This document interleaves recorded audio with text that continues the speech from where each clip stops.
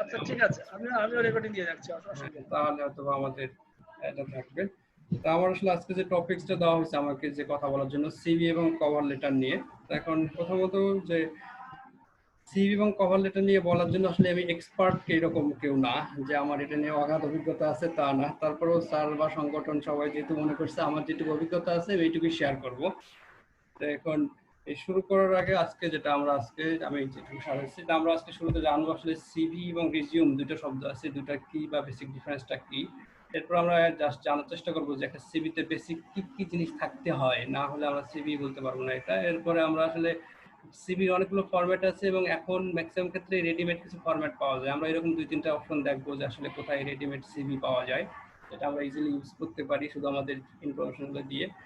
তারপরে আমরা সুইচ করব কভার লেটারে, যে কভার লেটার আসলে কি জিনিস এবং কভার লেটারে কি কি থাকা উচিত, এবং ফাইনালি আমরা একটা কোশ্চেন অ্যান্সার সেশন, সেটা হয়তো বা, এবং আমাকে বলা হয়েছিল যে মোটামুটি 1 ঘন্টা সেশন, আমি জানি না কতটুকু হবে, হয়তো একটু বেশিও হইতে পারে।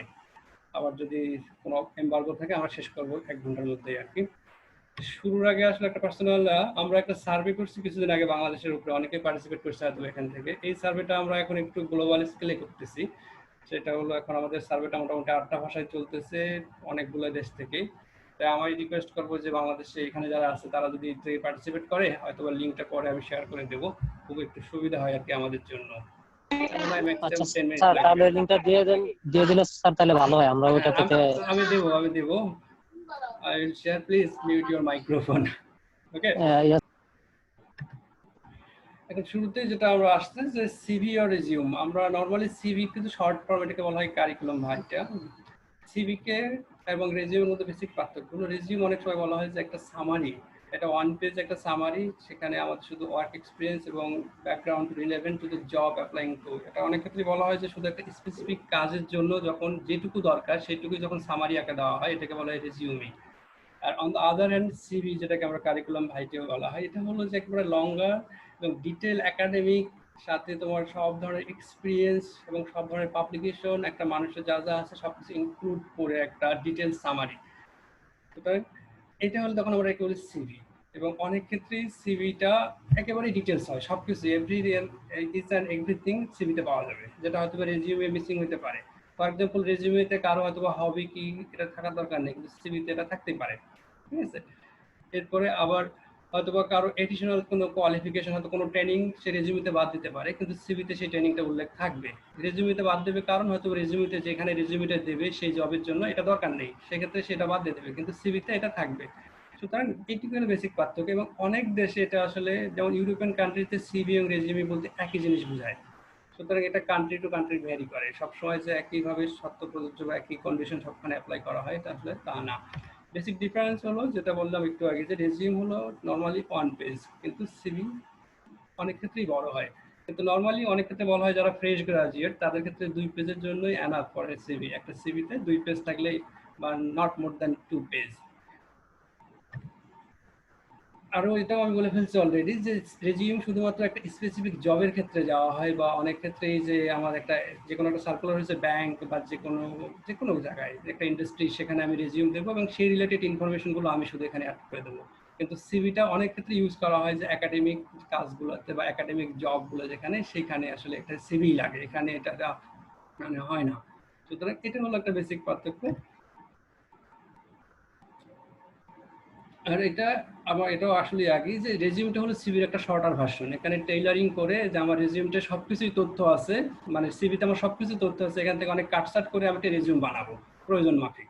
সুতরাং এটাই বলা হচ্ছে যে resume is tailored of the specific job you are applying to. যে কোনো একটা জবের প্রয়োজনে আমরা সিভিটাকে কাটসাট করে একটা রেজিউমে বানাইতে পারি। এখন সিভি বা রেজিউম যেটাই হোক, এই দুটা জিনিসই কিন্তু আমাদের হলো একটা written presentation of your self, যেখানে আমরা যাইতে পারতেছি না সেখানে আমাদের সিভিটা যাচ্ছে, অর্থাৎ আমি কি এটা আমার সিভিটা বলবে। আমাদের একটা নিজস্ব একটা অন্য ধরনের প্রেজেন্টেশন, যে আমি নিজে প্রেজেন্ট থাকতে পারতেছি না, আমার সিভিটা আমাকে প্রেজেন্ট করবে, সেটা একটা রিটেন প্রেজেন্টেশন। এবং সুতরাং আমাদেরকে রিপ্রেজেন্ট করতেছে যে কার কাছে, যারা অথরিটি বা এমপ্লয়ার, যদি আমরা যার কাছে অ্যাপ্লাই করতেছি আমাদের একটা জব দরকার বা এখানে দেন, সে আমার সিভি দেখে কিন্তু আমাকে প্রথম অ্যাসেস করবে, তারপরে ভাইভাতে ডাকা। সুতরাং সে হলো একটা প্রেজেন্টেশনের একটা ফরম্যাট হলো সিভি।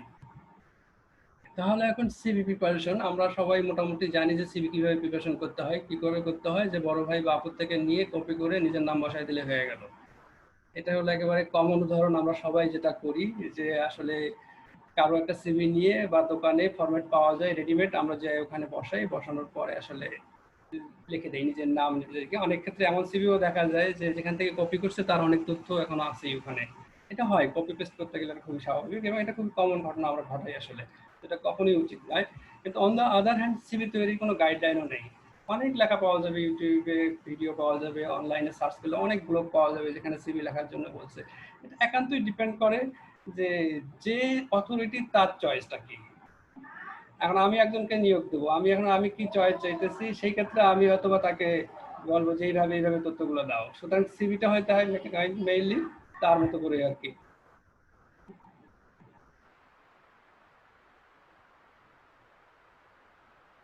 সুতরাং অনেক সময় অথরিটি আমাদের যারা থাকে তারা আমাদের একটা ফরম্যাট দিয়ে দেয় যে আমাদের আসলে এই ফরম্যাটে তোমরা তথ্যগুলো দিয়ে দাও। তখন ইজি হয়ে যায় আসলে। আমরা যারা বিশেষ করে জব হান্টিং এর জন্য বাংলাদেশে আমরা অনেক ক্ষেত্রেই জানি যে ব্যাংক জব বা যেখানে যে কোনো জব পেতে ওয়েবসাইটে গেলে তাদের তথ্যগুলো দিতে দেয়, তারা কিন্তু সিভি চায় না, বলে যে এই তথ্যগুলো ওয়েবসাইটে পূরণ করে দাও, অনলাইনে পূরণ করা যায়। আলটিমেটলি এটি সিভি কালেকশন করে নেয়। সুতরাং একটা প্রেসক্রাইব ফরম্যাট অনেক সময় দেওয়া থাকে, যদি না দেওয়া থাকে সেক্ষেত্রে আমাদের একটা সিভি তৈরি করতে হয় এবং এটাও একেবারেই পার্সোনাল চয়েস উপরে।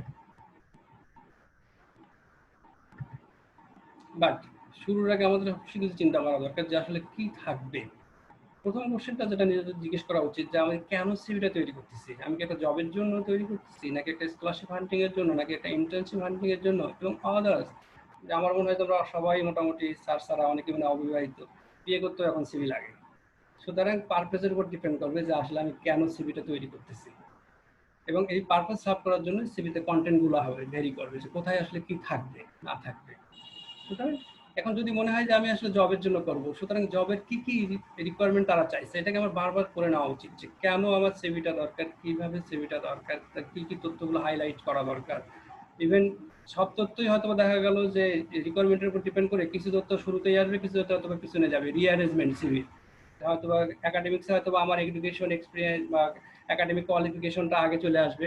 আবার যদি ইন্ডাস্ট্রির ক্ষেত্রে দেখা যায় সেক্ষেত্রে হয়তো আমার অন্য হয়তো বা জিনিসটা আগে চলে আসতে পারে, হয়তো একাডেমিক সেখানে এতটা ইম্পর্টেন্ট না। সুতরাং এটা এই জন্য ইম্পর্টেন্ট রিকোয়ারমেন্টসটা আমাদের সবসময় দেখে নেওয়া উচিত বারবার যে কেন আসলে কি কি চাচ্ছে তারা। আরেকটা জিনিস যেটা আমরা অনেক সময় আসলে অনেকে ভুল করি এখন, বিশেষ করে আমরা মানে অনেকেই অনেক ক্ষেত্রে যুক্ত, বিশেষ করে ছাত্ররা এখন দেখা গেল যে অনেকগুলো ভলান্টিয়ার ওয়ার্কে যুক্ত বা অনেকগুলা এতে যুক্ত। এইটার লিস্ট ডাউন করা সাথে সাথে যে আমরা অনেক সময় সেই ছোটবেলা থেকে বড়বেলা যতদিন পর্যন্ত আপ টু এই পর্যন্ত যে আমরা অনেক ক্ষেত্রে আমরা কি কি অ্যাওয়ার্ড বা অনার বা প্রাইজ পেয়েছি সেটার লিস্ট আপডেট থাকা উচিত। বা ভলান্টিয়ার কোনো কাজ করলে এটা একটা লিস্ট ডাউন করে রাখা উচিত যে আমি এই সাল থেকে এই সালে এই কাজ করছি, এই সাল থেকে এই সালে এই কাজগুলো করছি, বা এই সালে আমার এই অ্যাচিভমেন্ট। তখন আর কি সুবিধা হয় কি সিভি লিখতে গেলে এই তথ্যগুলো রিসেন্ট বা পাওয়া যায় বা সাজানো আকারে পাওয়া যায়, মানে খুব ইজি হয় ইনকর্পোরেট করা। এবং ফাইনালি আরেকটা জিনিস যে চিন্তা করা উচিত সেটা হলো ওই যে রিকোয়ারমেন্টের ভিত্তি করে যে আসলে এই এরপরে আমার এই যে কেরিয়ার বা আমার যা যা সামারি আছে আমার পার্সোনাল লাইফের কি কি ইম্পর্টেন্ট হতে পারে তাদের জন্য, আমার কোনটাকে হাইলাইট করা উচিত। মানে কোনটা আমাকে হাইলাইট করবো, হয়তো সবই ইম্পর্টেন্ট কিন্তু আমার জন্য ইম্পর্টেন্ট হলো যারা অথরিটি তাদের জন্য অথবা সবটা ইম্পর্টেন্ট না। সুতরাং তাদের নিড বেস করে কিছুটা হাইলাইট বা কি কি ফোকাল পয়েন্ট হবে আমার সিভিতে এটা ঠিক করে নেওয়া উচিত। তখন আর কি যে জব রিকোয়ারমেন্টটা ফুলফিল হয়। তো আমরা আসলে দেখি যে আসলে একটা সিভিতে কি কি থাকা উচিত। এবং আমি জাস্ট একটু ক্রোনোলজিক্যালি যাবো, কিন্তু এটা একটু আগে যেটা বললাম যে এটা কোনো অর্ডার ফিক্সড করা নেই যে এই অর্ডারই হইতে হবে। এটা ডিপেন্ড করবে যে আসলে কোথায় রিকোয়ারমেন্ট, তার উপর ডিপেন্ড করে আমরা আপ অ্যান্ড ডাউন হইতে পারে। সিভি শুরুতে যেটা থাকতে পারে সেটা হলো যে থাকতে পারে মানে এটা থাকতেই হবে সব সিভিতেই। এটা হলো যে শুরুতেই নাম, যে আমি অমুক মিস্টার আর মিসেস এক্স আই জেড। এবং তারপর আরেকটা এখন যেটা বেস্ট প্র্যাকটিস, যে ধরো আমি যদি লিখি যে আমি মোহাম্মদ মাসুদুর রহমান টিচার প্রফেশন, আবার অনেক সময় অনেকে যারা যদি তার একটা হাইলাইট করে দেওয়া যে ধরুন আমাদের এখানে ম্যাক্সিমাম সম্ভবত অনেকে এগ্রিকালচারিস্ট, সে যে গ্রাজুয়েট হয়ে লিখে দিতে পারে এগ্রিকালচারিস্ট, সেক্ষেত্রে হয় কি তার শুরুতে একটা ইমপ্রেশন যে হ্যাঁ সে কৃষিবিদ। কিন্তু তার যদি আরো কোনো অন্য কোনো পরিচয় থাকে, সে একজন মেন্টর হতে পারে, ক্রিয়েটর হতে পারে, যেটাকে সে কমফোর্ট ফিল করতে পারে, প্রাউড ফিল করতে পারে যে হ্যাঁ এটাকে আমি জাস্টিফাই করতে পারবো আমার এই পেশাটাকে, আমার এই পরিচয়টাকে। ওকে, সে সেটা দিতে পারে। সুতরাং তখন হয় কি যে কোনো মানে বিশেষ করে এগুলো বেসরকারি জবের ক্ষেত্রে বা মানে প্রাইভেট বা ইন্টারন্যাশনাল জবের ক্ষেত্রে তখন মানুষ এটাকে অনেক সময় এটা ক্রিয়েটিভ বা ভালো কিছু হলে তার মানে অ্যাট্রাকটিভ হয়ে যায় যে হ্যাঁ সে ভালো বা বা এখন অনেক প্রফেশন আছে যা অনেকে অনেক দিক এক্সপার্ট, সেখানে লিখতে পারে ইজিলি ফ্রি, কিন্তু তাকে এটা থাকতে হবে সেই মানে কোয়ালিফিকেশন তার, এটা হলো মূল কথা। এরপরে ব্রিফ অ্যাড্রেস এবং ডেট অফ বার্থ আমি যেটা এখানে একটু শেড করে রাখছি, এটা আসলে এখনকার অনেক সময় কিছুদিন আগেও এটা ছিল ইম্পর্টেন্ট যে একটা মেইলিং অ্যাড্রেসটা এখানে দিয়ে দেওয়া, পুরো মেইলিং অ্যাড্রেস, যাতে মানে টিটি পাইলে এই ঠিকানায় চলে আসে। কিন্তু এখন দুনিয়াটা এমন হয়ে গেছে যে একটা ইমেল অ্যাড্রেস থাকলে, একটা ফোন নাম্বার থাকলে এনাফ, কে পৃথিবীর কোথায় আছে সবকিছু খুঁজে পাওয়া যায়। সুতরাং এই ক্ষেত্রে মানে ব্রিফ অ্যাড্রেসটা যদি দেওয়া হয়, সেক্ষেত্রে আমার একটা সাজেশন থাকবে, কারণ আমি যাচ্ছি সিলেট, হয়তো বা যে টিলাগড় সিলেট, এটুকুই এনাফ। ডেট অফ বার্থটা অনেক ক্ষেত্রে দেয় অনেকে, আবার অনেকে এটাকে অপোজও করে যে ডেট অফ বার্থ দেওয়ার দরকার নেই শুরুতে। আর সবচেয়ে ইম্পর্টেন্ট যেটা ফোন এবং ইমেইল অ্যাড্রেস, এবং এটা থাকতেই হবে মাস্ট। এবং অনেকেরই যেটা সমস্যা হয় যে একটা ইমেইল অ্যাড্রেস খুলছে অনেক আগে, কোনোদিন ইমেইল চেক করে নেই দিছে, বা কোনোদিন আবার চেক করে না, পাসওয়ার্ড ভুলে গেছে, এই ধরনের ইমেইল অ্যাড্রেস দেওয়া যাবে না। আবার অনেকের 3টা ফোন নাম্বার থাকে, এখন দেখা গেল যে এক সিম যেটাকে খুব কম ইউজ করে সেই ফোন নাম্বার দিয়ে রাখছে, অথবা সে যে সিমটা অনেক সময় বন্ধ থাকে সেই ফোন নাম্বারটা দিয়ে রাখছে, তখন ওই ফোনে আর তাকে পাওয়া যায় না। তাহলে এইরকম ফোন বা ইমেল অ্যাড্রেস দেওয়া যাবে না। আমি জাস্ট একটা উদাহরণস্বরূপ বলি, আমাকে যে ছাত্রছাত্রীর লিস্ট দেওয়া হয়েছে, সেখান থেকে 2 জনের কাছে দেখো 2টা ইমেল অ্যাড্রেস একটা প্রবলেম আছে, একজন তো ইমেল করতে পারিনি, আমি যাইনি, আর একজন ইমেল অ্যাড্রেস দিচ্ছে www. দিয়ে শুরু করা, পরে হয়তো ইমেলটা ঠিক ছিল। তো সুতরাং যে www. দিয়ে কিন্তু ইমেল অ্যাড্রেস হয় না, এটা একটা ওয়েবসাইটের অ্যাড্রেস। তো এটা চেক করতে হবে যে আমি আসলে কোন অ্যাড্রেসটা দিচ্ছি এটা অ্যাক্টিভ কিনা, এবং এটা কেউ যদি আমাকে কন্ট্যাক্ট করতে চায় সেটা কন্ট্যাক্ট করতে পারবে কিনা। ঠিক আছে, এরপরে যেটা সিভিতে অনেক ক্ষেত্রেই দেওয়া হয়, আমরা যেখানে কেরিয়ার অবজেক্টিভস, বা অনেকে সেটা বলা যে ইন্ট্রোডাক্টরি প্যারাগ্রাফ, এখানে একটা ব্রিফ সামারি নিজের সম্বন্ধে, হয়তো বা ম্যাক্সিমাম হলে 100 ওয়ার্ড অথবা 5 থেকে 7টা সেন্টেন্সে। কিন্তু এখানে আমরা যেটা করি, যেটা একটু আগে বললাম যে কপি পেস্ট কেরিয়ার অবজেক্টিভ লেখা থাকে, সুন্দর সুন্দর কথা, যেটা হলো ইঞ্জিনিয়ারিং এর একজন ছাত্র যা লিখছে, হয়তো একজন এগ্রিকালচার ছাত্র তাই লিখে বসে আছে, কিন্তু আসলে দুইজনের তো কেরিয়ার অবজেক্টিভ এক না, বা দুইজনের তো স্ট্রেংথ এক না। আমার সাজেশন যেটা হলো যে এইখানে তোমাদের যে স্ট্রেংথ গুলা, তোমার কেরিয়ারের যে কি স্ট্রেংথ বা ফোকাল পয়েন্ট গুলা, এটাকে একটু হাইলাইট করে তারপরে তোমার এক্সপেকটেশন, তুমি কি এক্সপেক্ট করতেছো এর উপর বেসিস করে এটা একটু সামারাইজ করে লেখা। অনেক ক্ষেত্রে এটা বুলেট পয়েন্ট আকারেও লেখা যেতে পারে, 4-5টা বুলেট পয়েন্ট ইজ ফাইন, অথবা 4-5 সেন্টেন্স আকারে, যেভাবে লেখো। কিন্তু আমার এটা সাজেশন থাকবে যে একটা আমার একাডেমিক স্ট্রেংথ কি, এবং এটার উপর ভিত্তি করে আমি কি আশা করতেছি, এটা এখানে হয়তো বা সুন্দর করে লেখা দেওয়া যেতে পারে। এরপরে এই যে এডুকেশন, এবং এডুকেশনটা নর্মালি একাডেমিক যদি কোনো হয়, মানে অ্যাপ্লিকেশন হয়, সেক্ষেত্রে এডুকেশনটা খুব ডিটেলস থাকতে হয়। কিন্তু যদি ইন্ডাস্ট্রি বা প্রাইভেট বা অন্য কোনো জব হয়, সেক্ষেত্রে শুধু এডুকেশনে এত কিছু দরকার থাকে না। একটু আগে যেটা বলতেছিলাম যে আমাদের রিকোয়ারমেন্ট করে যে কোথায় পাঠাচ্ছি সিভি, তার উপর ডিপেন্ড করে আসলে আমাদের সবকিছু ঠিক করা উচিত। কিন্তু যেখানেই হোক, যেভাবেই হোক, আমাদের সবসময় যেটা খেয়াল রাখতে হবে যে আমার লাস্ট ডিগ্রি, অনেকেই হয়তো এখন মাস্টার্স শেষ পর্যায়ে, অনেকে অনার্স শেষ পর্যায়ে মাস্টার্স করতেছে, এটা সবার প্রথমে আসবে। শুরু হবে যদি মাস্টার শেষ করা থাকে তাহলে এমএসসি, তারপরে বিএসসি, তারপরে এইচএসসি, তারপরে এসএসসি। যদি কারো পিএইচডি থাকে তাহলে পিএইচডি থেকে শুরু হবে, পিএইচডি, মাস্টার্স, বিএসসি।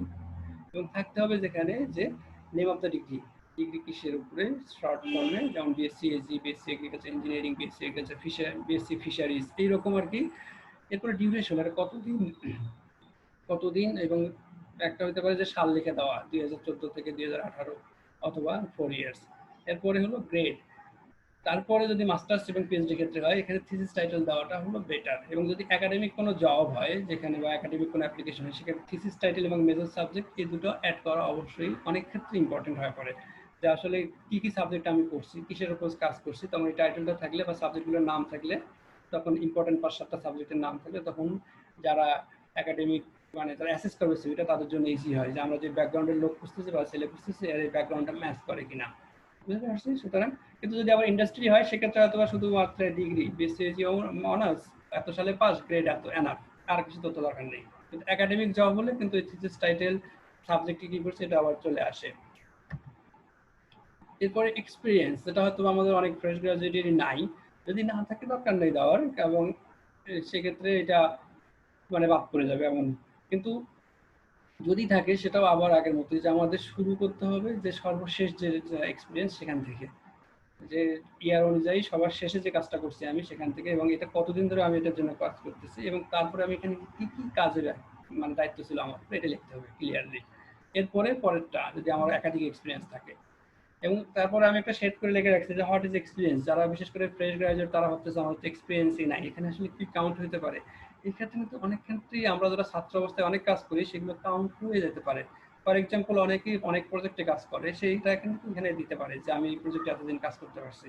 এরপরেও যদি কোনো রিকগনাইজ সংগঠন থাকে যেখানে একেবারে অফিসিয়াল অনেক কাজই সামলাইতে হয়, যেগুলো আসলে একবারে মানে অ্যানুয়ালি তারা কিছু প্রোগ্রাম করে, শুধু নাম সর্বস্ব সংগঠন না, সেই সংগঠন যদি কোনো দায়িত্বশীল পদে থাকে সেটাও এখানে হতে পারে। যে এটা এই সংগঠন মানে এমন না যে একবারে খুব বড় সড়ো সংগঠন, বিশ্ববিদ্যালয় লেভেলেরই সংগঠন, কিন্তু সেই সংগঠনটা এখানে অ্যাক্টিভ ফর্মে আছে।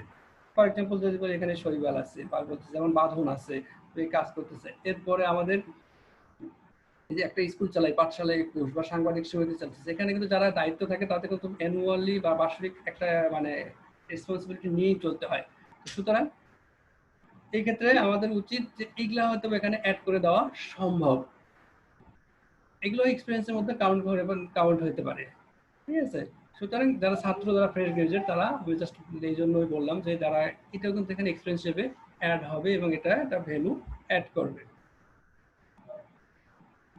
এরপরে যেটা পেপার কনফারেন্স, এটা শর্ট আকারে লিখে রাখি, কারণ যেহেতু যেখানে সবাই ফ্রেশ গ্রাজুয়েটই যদি থাকে সেক্ষেত্রে, এবং এটাও ডিপেন্ড করবে যে এই পেপার কনফারেন্সটা আসলে কোথায় পজিশন হবে। যদি কোনো ইন্ডাস্ট্রিয়াল জব বা এমনিতে চাকরির জন্য হয় তাহলে হয়তো এটা নাও লাগতে পারে অথবা সিভি শেষে যাবে। কিন্তু যদি একাডেমিক হয় যেখানে স্কলারশিপের অ্যাপ্লিকেশন বা একাডেমিক কোনো পজিশন বিশ্ববিদ্যালয়ের লেকচারারশিপ, সেক্ষেত্রে এটা আগেই দেওয়া উচিত, কারণ এটি হলো একাডেমিকে আমার অ্যাচিভমেন্ট। আমি কয়টা কনফারেন্সে গেছি, কয়টা সেমিনার অ্যাটেন্ড করছি, কয়টা পেপার পাবলিশ করছি। এক্ষেত্রেও ক্রোনোলজিক্যাল অর্ডার হতে পারে যে আমার সর্বশেষ থেকে শুরু করে তারপরে আমার পিছন দিকে যাওয়া উচিত। এবং অনেক ক্ষেত্রে যদি মনে করে যে আমার 20টা পেপার আছে আমি এতগুলো দিতে যাচ্ছি না, তাহলে ইম্পর্টেন্ট 5টা, কোন ইম্পর্টেন্ট 5টা আমার কাছে আমার কেরিয়ারের সবচেয়ে ইম্পর্টেন্ট বা যেটা আমার কাজকে রিয়েলি হাইলাইট করে সেটা হয়তো এখানে দেওয়া যেতে পারে। কিন্তু একটু আগে যেটা বললাম যেহেতু আমাদের এটা সিভিটা হয়তো 20টা থাকলে 20টা দেওয়া কোনো সমস্যা না, আর যদি না থাকে তাহলে দেওয়ার দরকার নেই। আর যদি ইন্ডাস্ট্রি জব হয় তাহলে এটা অবশ্যই সিভি শেষের দিকে যাবে। এরপরে যেটা হলো যে ট্রেনিং, এবং আমি একটু বলে দিই যে আমার এই যে ফরম্যাটটা আসলে এটা মেইনলি একাডেমিক যারা চিন্তা করে তাদের ফোকাস করি, আসলে একাডেমিক জব বা স্কলারশিপ এই ফোকাস করে আমি চিন্তা করে এটা করছি। কিন্তু এই যে যদি অন্য কোনো কিছু হয় জাস্ট একটু রিঅর্গানাইজ করলেই হবে। ট্রেনিং এর ক্ষেত্রে যে আমরা আসলে কোশ্চেনগুলো পরে নেবো, সুতরাং রেজ হ্যান্ড থাক, আমরা কোশ্চেনগুলো লিখে রাখবো, পরে আমরা অ্যান্সার দেওয়ার চেষ্টা করবো। ওকে, ট্রেনিং এর ক্ষেত্রে যে যার নাম কোন ট্রেনিং, সেই ট্রেনিং এর নাম ক্লিয়ারলি থাকতে হবে। কত দিনের ট্রেনিং, কিছু ট্রেনিং আছে হয়তো 1 সপ্তাহে, কিছু ট্রেনিং হয়তো 2 দিনের, কিছু মানে এটা ডিপেন্ড করে, আমরা অনেকেই জানি। সুতরাং এই ট্রেনিং এর মধ্যে এটা ডিউরেশনটা অবশ্যই থাকতে হবে সাল সাথে, এবং মেইন ফোকাস কিসের উপর ছিল এটা থাকতে হবে। যে আমার ট্রেনিং ছিল, যেমন অনেকে আমাদের ডাটা অ্যানালিসিসের উপর ট্রেনিং করে, তারপরে মাইক্রোসফট অফিসের উপর ট্রেনিং চলতেছে, এক্সেলের উপর ট্রেনিং চলে, অনেকে ফটোগ্রাফির উপর ট্রেনিং করতেছে, কোর্স করতেছে। সুতরাং যে কোনো ধরনের ট্রেনিং যেটা ফর্মালি সার্টিফিকেট অ্যাওয়ার্ড হয়েছে সেই ক্ষেত্রে এটা আমাদের এখানে অ্যাড করে দিতে হবে, এবং এটাও ক্রোনোলজিক্যাল অর্ডারেই দেওয়া ভালো। এবং তারপরে যেটা আসবে সেটা হলো যে ল্যাঙ্গুয়েজ। আমরা অনেকেই এখন মানে অনেক ভাষায়, আমরা তো ইংলিশ জানি, সাথে বাংলা তো অবশ্যই আমাদের মাদার টাং, এবং সিভিতে মাদার টাং হিসেবে বাংলা লিখে দিলেই হয় যে বাংলাতে আমার প্রফিসিয়েন্সি রিডিং রাইটিং এই সেই এত কিছু লেখার দরকার নেই, জাস্ট যদি লিখে দিই যে Bengali mother tongue is fine. English হলে সেক্ষেত্রে হয়তো বা রাইটিং, স্পিকিং, লিসেনিং এটা আলাদা 3টে সেকশন করে, মানে একটা অনেকে বলে গুড, এক্সেলেন্ট, পুয়ার এরকম একটা, আর এর সাথে যদি আমাদের টোফেল, জিআরই বা অন্য কোনো স্কোপ থাকে এটা এখানে মেনশন করে দেওয়া ভালো। এবং আরেকটা জিনিস যেটা হলো আমাদের এখানে, যদিও আমরা অনেক সময় এটা নেগেটিভলি চিন্তা করি, ব্যক্তিগতভাবে নিজেও হিন্দি বলতে পারি না, কিন্তু আমাদের এখন অনেকেই হিন্দি ভালো বলতে পারে, এটা কিন্তু একটা স্কিল। সুতরাং এটাও সিভিতে উল্লেখ করতে পারে যে সে হিন্দি লিখতে বলতে পারে, অনেকে হয়তো বলতে পারে লিখতে পারে না, সুতরাং সে দিয়ে দেবে সে ভালো বলতে পারে। ওকে, এবং এটা কিন্তু সবটাই হলো ইন্টারন্যাশনাল আসপেক্ট চিন্তা করে, বাংলাদেশ আসপেক্ট চিন্তা করা না। সুতরাং যে কোনো ধরনের ল্যাঙ্গুয়েজ স্কিল, কেউ যদি অন্য কোনো ল্যাঙ্গুয়েজে কোনো একটা কোর্স করা থাকে যে হ্যাঁ সে শুধু এবিসি শিখছে ল্যাঙ্গুয়েজে, যদি সার্টিফিকেট থাকে সেটাও সে অ্যাড করতে পারে যে ভেরি বেসিক নলেজটুকু আছে এই ল্যাঙ্গুয়েজে, সুতরাং এটাও অ্যাড করা যাইতে পারে এখানে। এবং এই যুগে বর্তমানে যারা বিশেষ করে দেশের বাইরে হয়তো কারো যে যোগাযোগ থেকে থাকে দেখবে যে ল্যাঙ্গুয়েজ জানা একটা বিশাল বড় মানে অ্যাডভান্টেজ এখন। মানে এখন আর কোথাও সিঙ্গেল ল্যাঙ্গুয়েজের যুগ নেই, পুরো পৃথিবীতে এখন মাল্টি ল্যাঙ্গুয়েজ। যে যত বেশি ল্যাঙ্গুয়েজ জানবে সে তত বেশি আগায় যাবে। শুধু কোয়ালিফিকেশন থাকলে হবে না, এই কমিউনিকেশনের জন্য ল্যাঙ্গুয়েজটা একটা ইম্পর্টেন্ট ফ্যাক্টর হিসেবে কাজ করে। এরপরে আরেকটা ইম্পর্টেন্ট যেটা হচ্ছে আমাদের আইটি রিলেটেড স্কিল, এটাও এখনকার সময়ে এটা একেবারেই ম্যান্ডেটরি। বাংলাদেশ বলি আর পৃথিবীর যে কোনো জায়গায় বলি যে এখন কম্পিউটার জানে না তার কোনো চাকরি নাই, বা জানবে না তাকে কেউ কোথাও নেবে না। এখন শুধু কম্পিউটার জানলেই হবে না, আরো অ্যাডভান্স লেভেলে জানতে হবে। যে অনেকেই প্রোগ্রামিং ল্যাঙ্গুয়েজ, অনেকেই হয়তো এখন তোমরা জানো যে programming language C++, Java, Python, আরো ম্যাটল্যাবের বা আর এর ল্যাঙ্গুয়েজ অনেকেই জানো। কি ল্যাঙ্গুয়েজ জানো বা না জানলে জানা উচিত এগুলো। আর এগুলো কিন্তু এখন আমাদের মডার্ন যুগের মানে এসেনশিয়াল রিকোয়ারমেন্ট। সুতরাং কি ল্যাঙ্গুয়েজ জানি সেগুলো বা প্রোগ্রামিং ল্যাঙ্গুয়েজ এগুলো এখানে আসবে। এরপরে আমরা অনেকগুলো সফটওয়্যার, অনেকেই ফটোগ্রাফি ভালো এডিট করতে পারে সেটা হতে পারে, অনেকেই হয়তো বা অন্য কোনো যে কোনো সফটওয়্যার ভালো ইউজ করতে পারে সেটা এখানে অ্যাড হতে পারে। তারপরে ডাটা প্রসেসিং এবং স্ট্যাটিস্টিক্যাল অ্যানালাইসিস অনেকেই হয়তো আর চালাতে পারে বা স্পেসে চালাতে পারে বা সাস বা যে কোনো ধরনের সফটওয়্যার যদি কেউ ইউজ করতে পারে সেটা এখানে আসতে পারে। ইভেন আমরা যে word processing, Microsoft word, PowerPoint বা এক্সেল ইউজ করতেছি এটাও এখানে আসবে আইটি রিলেটেড স্কিলের মাঝখানে। এরপরে এট দ্য এন্ড এর পরে যেটা আসবে সেটা হচ্ছে আমাদের এডিশনাল স্কিল বা হবিস। অনেকেই আমাদের এখানে আসছে হয়তো সে ভালো স্পোর্টসম্যানশিপ আছে বা ভালো সাইকেল চালাতে পারে বা অন্য যে কোনো খেলা খেলতে পারে, এনিথিং। এরপর হয়তো ভালো বই পড়ার অভ্যাস আছে, এগুলো এখানে অ্যাড করে দেওয়া যেতে পারে। কারো যদি এই দিক দিয়ে কোনো অ্যাচিভমেন্ট থেকে থাকে সে এখানে এটা অ্যাড করতে পারে। কারো যদি ড্রাইভিং লাইসেন্স থাকে সে এখানে এটা অ্যাড করতে পারে। সরি, মানে এডিশনাল যে কোনো স্কিল। ইভেন অনেক ক্ষেত্রে বাংলাদেশে কিন্তু অনেক চাকরিতে এখন বেসরকারি এনজিও চাকরিতে বলা হয় যে মোটরসাইকেল চালানোর অভিজ্ঞতা থাকতে হবে, পারতে হবে। সুতরাং সেটা হয়তো বা যদি এরকম হয় যে এরকম চাকরির ক্ষেত্রে সিভি দিতে হবে, সেক্ষেত্রে এই জিনিসটা হয়তো আগেই দিতে হবে যে হ্যাঁ মোটরসাইকেল চালাতে পারি, মোটরসাইকেল চালানোর ড্রাইভিং লাইসেন্স আছে, কারণ এটা তার রিকোয়ারমেন্টের মধ্যেই ছিল। এরপর এক্সট্রা কারিকুলার অ্যাক্টিভিটিস, যেমন আমরা একটু আগে যেটা বলতেছিলাম যে কেউ হয়তো ব্লাড ডোনেশন করে দিচ্ছে, বা এটা হলো কেউ যারা একটা হলো যে বাঁধনের পক্ষ থেকে যারা কাজ করতেছে তারা হলো ভলান্টিয়ার ওয়ার্ক করতেছে। যারা কেউ হয়তো ডোনার, শুধুমাত্র সে শুধুমাত্র ডোনার, সে এটা মেনশন করতে পারে যে সে ব্লাড ডোনার করছে, এটা একটা ভলান্টিয়ারি ওয়ার্ক। অথবা বিশ্ববিদ্যালয়ের কোনো এই যে বন্যা চলতেছে কোথাও ফান্ড রেজিং এ সে হেল্প করছে, সেটা এখানে লিখতে পারে। বা এর বাইরে যেমন শৈবাল আজকে অর্গানাইজ করছে, তারা এখানে অর্গানাইজার আছে, তারা এখানে লিখতে পারে যে আমরা এটা অর্গানাইজ করছি। সুতরাং এটা হলো তাদের ভলান্টিয়ার ওয়ার্ক, এর জন্য তারা কোনো পেইড না। এই ধরনের যতগুলো কাজ আছে সবগুলোই তারা এখানে অ্যাড করতে পারে। এবং এগুলো আসলে অনেক ক্ষেত্রেই একটা হয়তো কভার লেটার যে বলবো আমি, এটা হলো অনেক ক্ষেত্রেই তাদের একটা বিশাল অ্যাডভান্টেজ দেয় তাদের সোশ্যাল অ্যাক্টিভিটিস গুলো এগুলোতে। এবং এরপরে যেটা আমরা অনেক সময় অনেক সিভিতেই দেখা যায় যে জিনিসগুলো শুরুতেই যে নাম অমুক, পিতার নাম অমুক, মাতার নাম অমুক, জেলা অমুক, এটা আসলে সিভিতে আসলে খুব ইম্পর্টেন্ট ফ্যাক্টর না।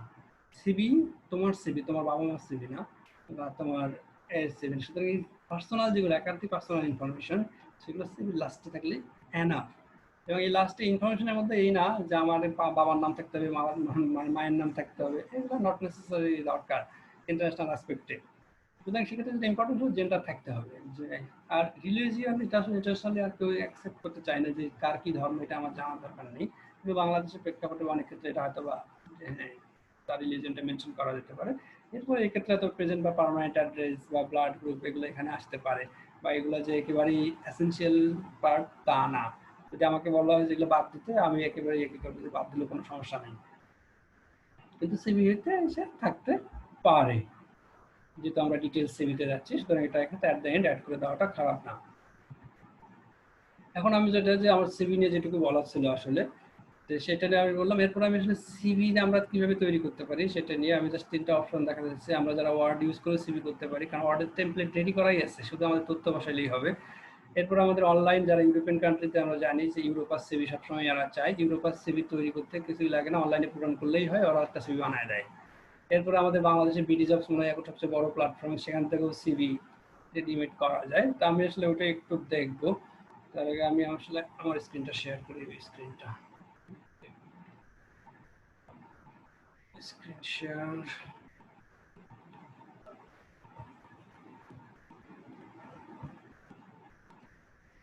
আচ্ছা, এখন কি আমার স্ক্রিন দেখা যাচ্ছে? ইয়েস স্যার, দেখা যাচ্ছে স্যার। দেখা যাচ্ছে। আচ্ছা, আমরা আগে শুরু করবো আসলে ওয়ার্ড দিয়ে। আমি মাইক্রোসফট ওয়ার্ডের 2016 ভার্সন ইউজ করি। যদি আমরা এই ওয়ার্ড ফাইলটা ওপেন করতে চাই,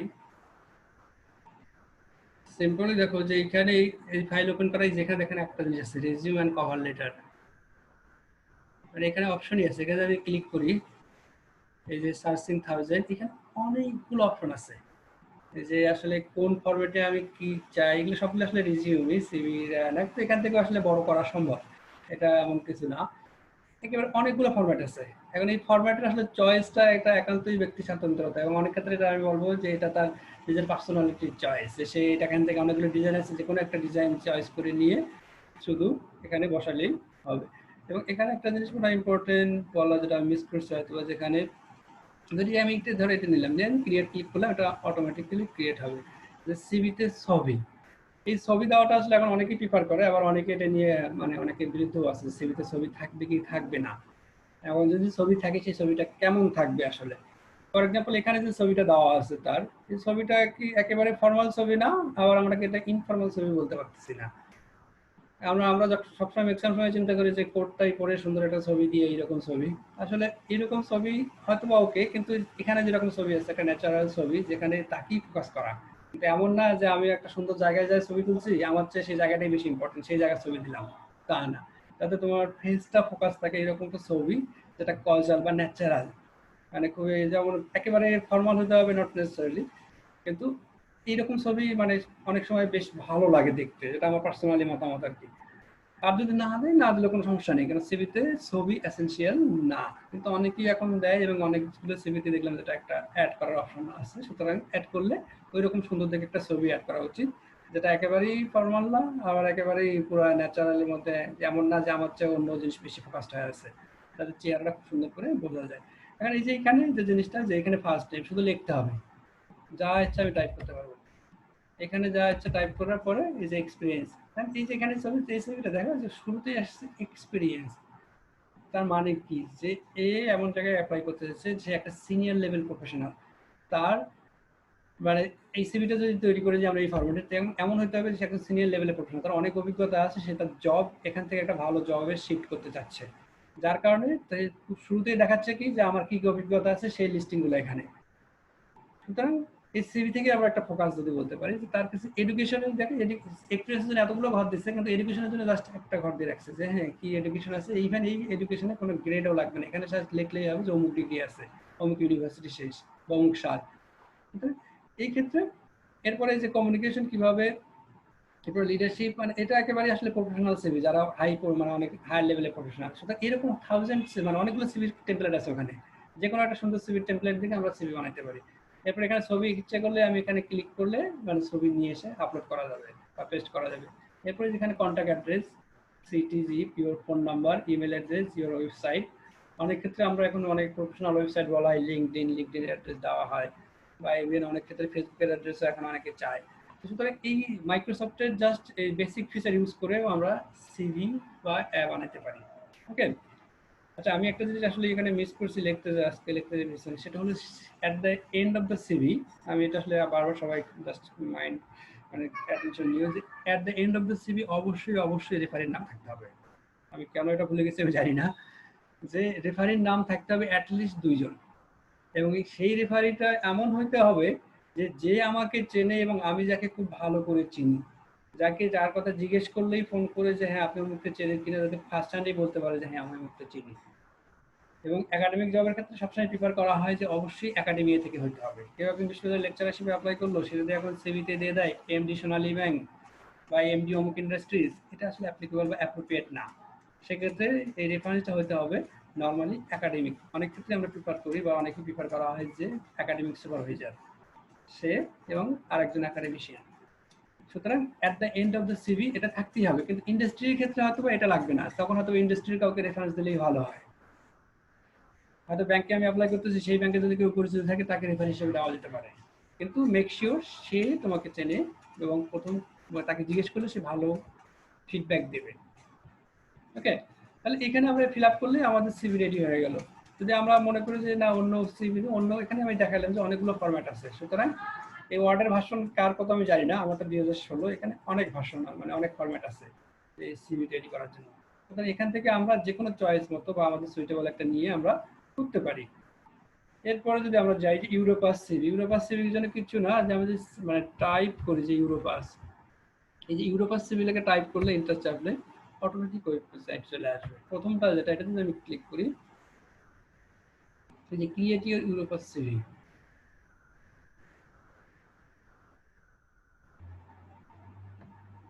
ঠিক আছে। সুতরাং আমরা এখান থেকে ইউরোপাস সিভি আমরা তৈরি করতে পারি। এই যে ইউরোপাস সিভি,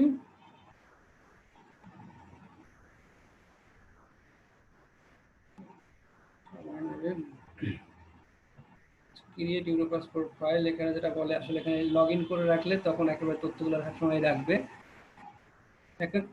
এখানে দুটো অপশন, একটা আপলোড আর একটা হলো ক্রিয়েট মাই প্রোফাইল। এই ক্রিয়েট মাই প্রোফাইলে ক্লিক করলে আসলে এই যে এখানে পার্সোনাল ইনফরমেশন, এই যে এখানে ইংলিশ, এরপরে যে আমরা কোন ডেটের ফরম্যাট যা আছে আমরা হয়তো এটা অ্যাকসেপ্ট করে নিতে পারি 23/4 কোনটা, এরপরে ফার্স্ট নেম আমরা যা দিলাম, এরপর ডেট অফ বার্থ একটা দিচ্ছি যা আসতেছে সামনে, এরপর সিলেক্ট ন্যাশনালিটি বাংলাদেশ দিলাম, বাংলাদেশি, এরপরে লাস্ট টাইম এখানে একটা কিছু দিলাম জেন্ডার মেল, এই যে কন্ট্যাক্ট এখানে ইমেল অ্যাড্রেস এখানে একটা দিলাম। এখানে কিন্তু অ্যাড করার অপশন আছে, আমরা চাইলে আরো ইমেল অ্যাড্রেস অ্যাড করতে পারবো। এরপরে ফোন নাম্বার, এখানে আমরা এখন এটা আসলে কোথায় আমার ওয়ার্ক না পার্সোনাল না মোবাইল যেখানে একটা দিয়ে আমরা এখানে কোন দেশের আমরা কান্ট্রি কোড সিলেক্ট করে, এটা মানে আমার বেলজিয়ামের নাম্বার ছিল দিয়ে দিলাম। এরপর আমরা চাইলে আরো ফোন নাম্বার অ্যাড করতে পারবো, এখানে অপশন আছে অ্যাড করার। এরপর আমাদের এখানে অ্যাড্রেস, যে কোন অ্যাড্রেস বা কিসের অ্যাড্রেস, হোম অর আদার দিয়ে আমরা এখানে অ্যাড্রেস ফিল আপ করে দেওয়ার পরে এখানে কান্ট্রি আমি জাস্ট ফিল আপ করছি, করার পরে আমরা এখানে আবার অ্যাড অপশন আছে, যদি আমরা নেক্সট ক্লিক করি এরপরে এই দেখেন ওয়ার্ক এক্সপিরিয়েন্স আছে, এখানে যে আমি কি কোথায় কাজ আছে যদি না থাকে দরকার নেই। এরপরে এখানে মেইন অ্যাক্টিভিটিস এন্ড রেসপন্সিবিলিটি যেটা আমি একটু আগে বললাম, যেখানে যে তথ্যগুলো দরকার আমার এখানে দিয়ে দিতে পারি, দিয়ে আমি চাইলে আরো অ্যাড করে নিতে পারি। এরপরে নেক্সট এডুকেশন এন্ড ট্রেনিং, এখানে আমার কি কি এডুকেশন আছে সবকিছু দিয়ে the title of the qualification awarded, যদি আমাদের হয় এমএস তাহলে মাস্টার্স বা এমএস মানে যে সাবজেক্ট সেটা, অথবা বিএসসি। এরপরে কোন ইনস্টিটিউট, আমাদের যদি সিলেট হয় সিলেট বা অন্য কোনো ইউনিভার্সিটি হয় তাহলে সেই ইউনিভার্সিটির নাম, এরপরে বিশ্ববিদ্যালয়ের ঠিকানা, পোস্ট কোড, এই সেই। এরপর আমরা চাইলে আবার ক্লিক করে আমরা যদি প্রথমে মাস্টার্স অ্যাড করি তারপরে অনার্স অ্যাড করবো, তারপরে এসএসসি অ্যাড করার পরে আমরা নেক্সট যাব। এরপরে যে এটা হলো আমাদের পার্সোনাল স্কিল, যেটা আমরা একটু আগে বলতেছিলাম যে আসলে কি কি এডিশনাল স্কিল। এই স্কিল বলতে এখন মাদার টাং, এখানে শুধু লিখে দিই যদি বাংলা তাহলে বাংলা, যদি ইংলিশ লিখি তাহলে ইংলিশ হবে মাদার টাং। এরপরে আমরা যদি আমি এখানে লিখে দিই যে বেঙ্গলি, বেঙ্গলি, এরপরে যদি add another mother tongue click করা যাবে, বা আদার ল্যাঙ্গুয়েজে যায় আমরা লিখে দিই যে ইংলিশ। এরপরে এখানে ঘর চলে আসছে যে লিসেনিং এ আমি কেমন, এখানে আবার ব্যাখ্যা দেওয়া আছে যে A1 মানে কি, A2 মানে কি, A3 বা B1, এগুলো সবকিছু ব্যাখ্যা দেওয়া আছে। আমরা দিয়ে এখানে একটা সিলেক্ট করে দিতে পারি যে আমি আসলে কোন লেভেলের ইউজার। এটা দিয়ে যদি আমি মনে করি যে বেসিক ইউজার, রিডিং এর ক্ষেত্রে বেসিক বা যেটা যে ক্ষেত্রে প্রযোজ্য, এটা আমার যদি আমার আইএলটিএস এর সার্টিফিকেট থাকে সেক্ষেত্রে এখানে আমরা অ্যাভারেজ করা যায় যে এটা কোন লেভেলের, আমার কোন স্কোর করে, ঠিক আছে। এটা আমরা দিয়ে দিলাম। তারপর রাইটিং, এগুলো সবকিছু দেওয়ার পরে যদি আমি চাই আরো অ্যাড করবো, এখানে আরেকটা ল্যাঙ্গুয়েজ আমি ইজিলি অ্যাড করতে পারবো। এরপরে ডিজিটাল স্কিল, এখানে যে আমরা যে Microsoft Word, Microsoft Excel, Outlook, press, এরপরেও আমরা আরো অ্যাড করে দিতে পারবো, ঠিক আছে। সুতরাং এই অ্যাড করার পরে যদি আমি এখানে ক্রিয়েট ক্লিক করি তখন আমাকে বলবে যে রেজিস্টার আর log in, continue as a guest আমি দিলাম। এখানে যদি লগ ইন করে কেউ তথ্যগুলো রাখে তার তথ্যগুলো এখানে জমা থাকবে, সুতরাং সে সবসময় এইখানে দিয়ে এখন চাইলে ছবি এখানে অ্যাড করলে ছবি আসবে। এই যে এখানে একটা মোটামুটি একটা প্রোফাইলে যা যা আমরা দিছি এগুলো কিন্তু এখানে চলে আসছে, কিন্তু আমি যদি কোনো তথ্য পূরণ করিনি যার কারণে এটা সুন্দর হয়নি। এরপরে আমি চাইলে এটা এখান থেকে আমি চাইলে আরো এই যে স্কিল অ্যাড করতে পারবো, সবকিছুই মানে এডিট যে কোনো সময় এডিট করা যাবে, করে এটা এক্সপোর্ট করা যাবে যে কোনো করলে। এটা হলো আমার একটা ইউরোপাস সিভি তৈরি হয়ে গেল, যেটা নিয়ে আমরা এখন সবসময় ইউরোপিয়ান কান্ট্রি বিশেষ করে আর ইউরোপাস সিভি চাই। এবং সবাই আসলে সিভি প্রেসক্রাইব ফরম্যাট এই জন্যই চাই যে তখন আসলে তথ্যগুলো যাচাই করা সহজ হয়, যে সবাই এটা পূরণ করে দিলে তখন এই তথ্যগুলো আমরা মানে তারা যারা অথরিটি বা যারা এমপ্লয়ার তারা সবাইকে অ্যাসেস করার জন্য তাদের জন্য ইজি হয়, ঠিক আছে। সুতরাং ইউরোপাস সিভি আমরা ইজিলি অনলাইনে করতে পারি। তারপরেও আমার কাছে একটা এমনিতে ওয়ার্ড টেমপ্লেট আছে, আমি সবাইকে সেন্ড করে দেবো, সমস্যা নেই। এরপরে যে আমরা চিন্তা করি যে আসলে বিডি জবসের একটা প্রোফাইল করে রাখলে, এই যে বিডি জবস সিভি লিখে সার্চ করলেও অটোমেটিক্যালি যে সাইন ইন বিডি জবস, এই বিডি জবসে গিয়ে সাইন একটা প্রোফাইল করে ইউজার নেম পাসওয়ার্ড করে এখানে করার পরে এখানে এরকম তথ্য দিলে এখানে অটোমেটিক্যালি একটা সিভি তৈরি হয়ে থাকবে। এবং এই সিভিটা আমরা যে কোনো অনেক সময় অনেক কোম্পানিতে বাংলাদেশের আমার যেটা দেখা অভিজ্ঞতা যে import CV from BD jobs এই অপশন থাকে, সুতরাং এটা লিঙ্ক করে দিলে অটোমেটিক সিভিটা ইম্পোর্ট করে নেয় এবং শুধু দেখে অ্যাপ্রুভ করে দিলেই হয়। সুতরাং এখানেও আমরা আমাদের সিভি ইজিলি তৈরি করে রাখতে পারি, ঠিক আছে। তো সুতরাং এটা হলো আমার এখানকার সিভি যে তিনটা দেখানোর ইচ্ছে ছিল সেটা দেখা দিলাম। আর সিভি নিয়ে আমার মোটামুটি কথা এখানে শেষ। এরপরে যদি আমরা কোশ্চেন আনসার সেশনে আসে তখন আমরা আবার কথা বলবো এটা নিয়ে। এখন আমার কোন স্ক্রিনে দেখা যাচ্ছে?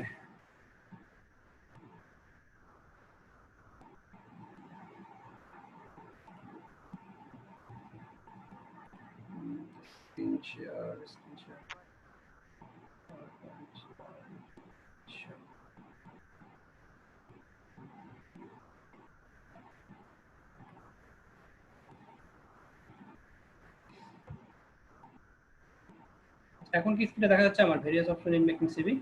জি জি স্যার, পাওয়ার পয়েন্টে দেখা যাচ্ছে। Okay, thank you. আচ্ছা, তাহলে আমরা এখন কন্টিনিউ করি যে সিভি নিয়ে আমরা পরে যখন আবার ডিসকাশন আসবে তখন হয়তো আমরা আলোচনা করব। তবে আমি এখানে যেটা মেনশন করিনি আবারও বলে দিচ্ছি যে রেফারির নাম কিন্তু বাদ দেওয়া যাবে না। আমি এখানে আসলে এটা ভুল হয়েছে আমার, এটা কিন্তু অবশ্যই থাকতে হবে দুইজন রেফারি, অ্যাটলিস্ট দুইজন। এরপরে আমরা তাহলে শিফট করি, সময় আসলে অনেক দ্রুতই যাচ্ছে দেখি।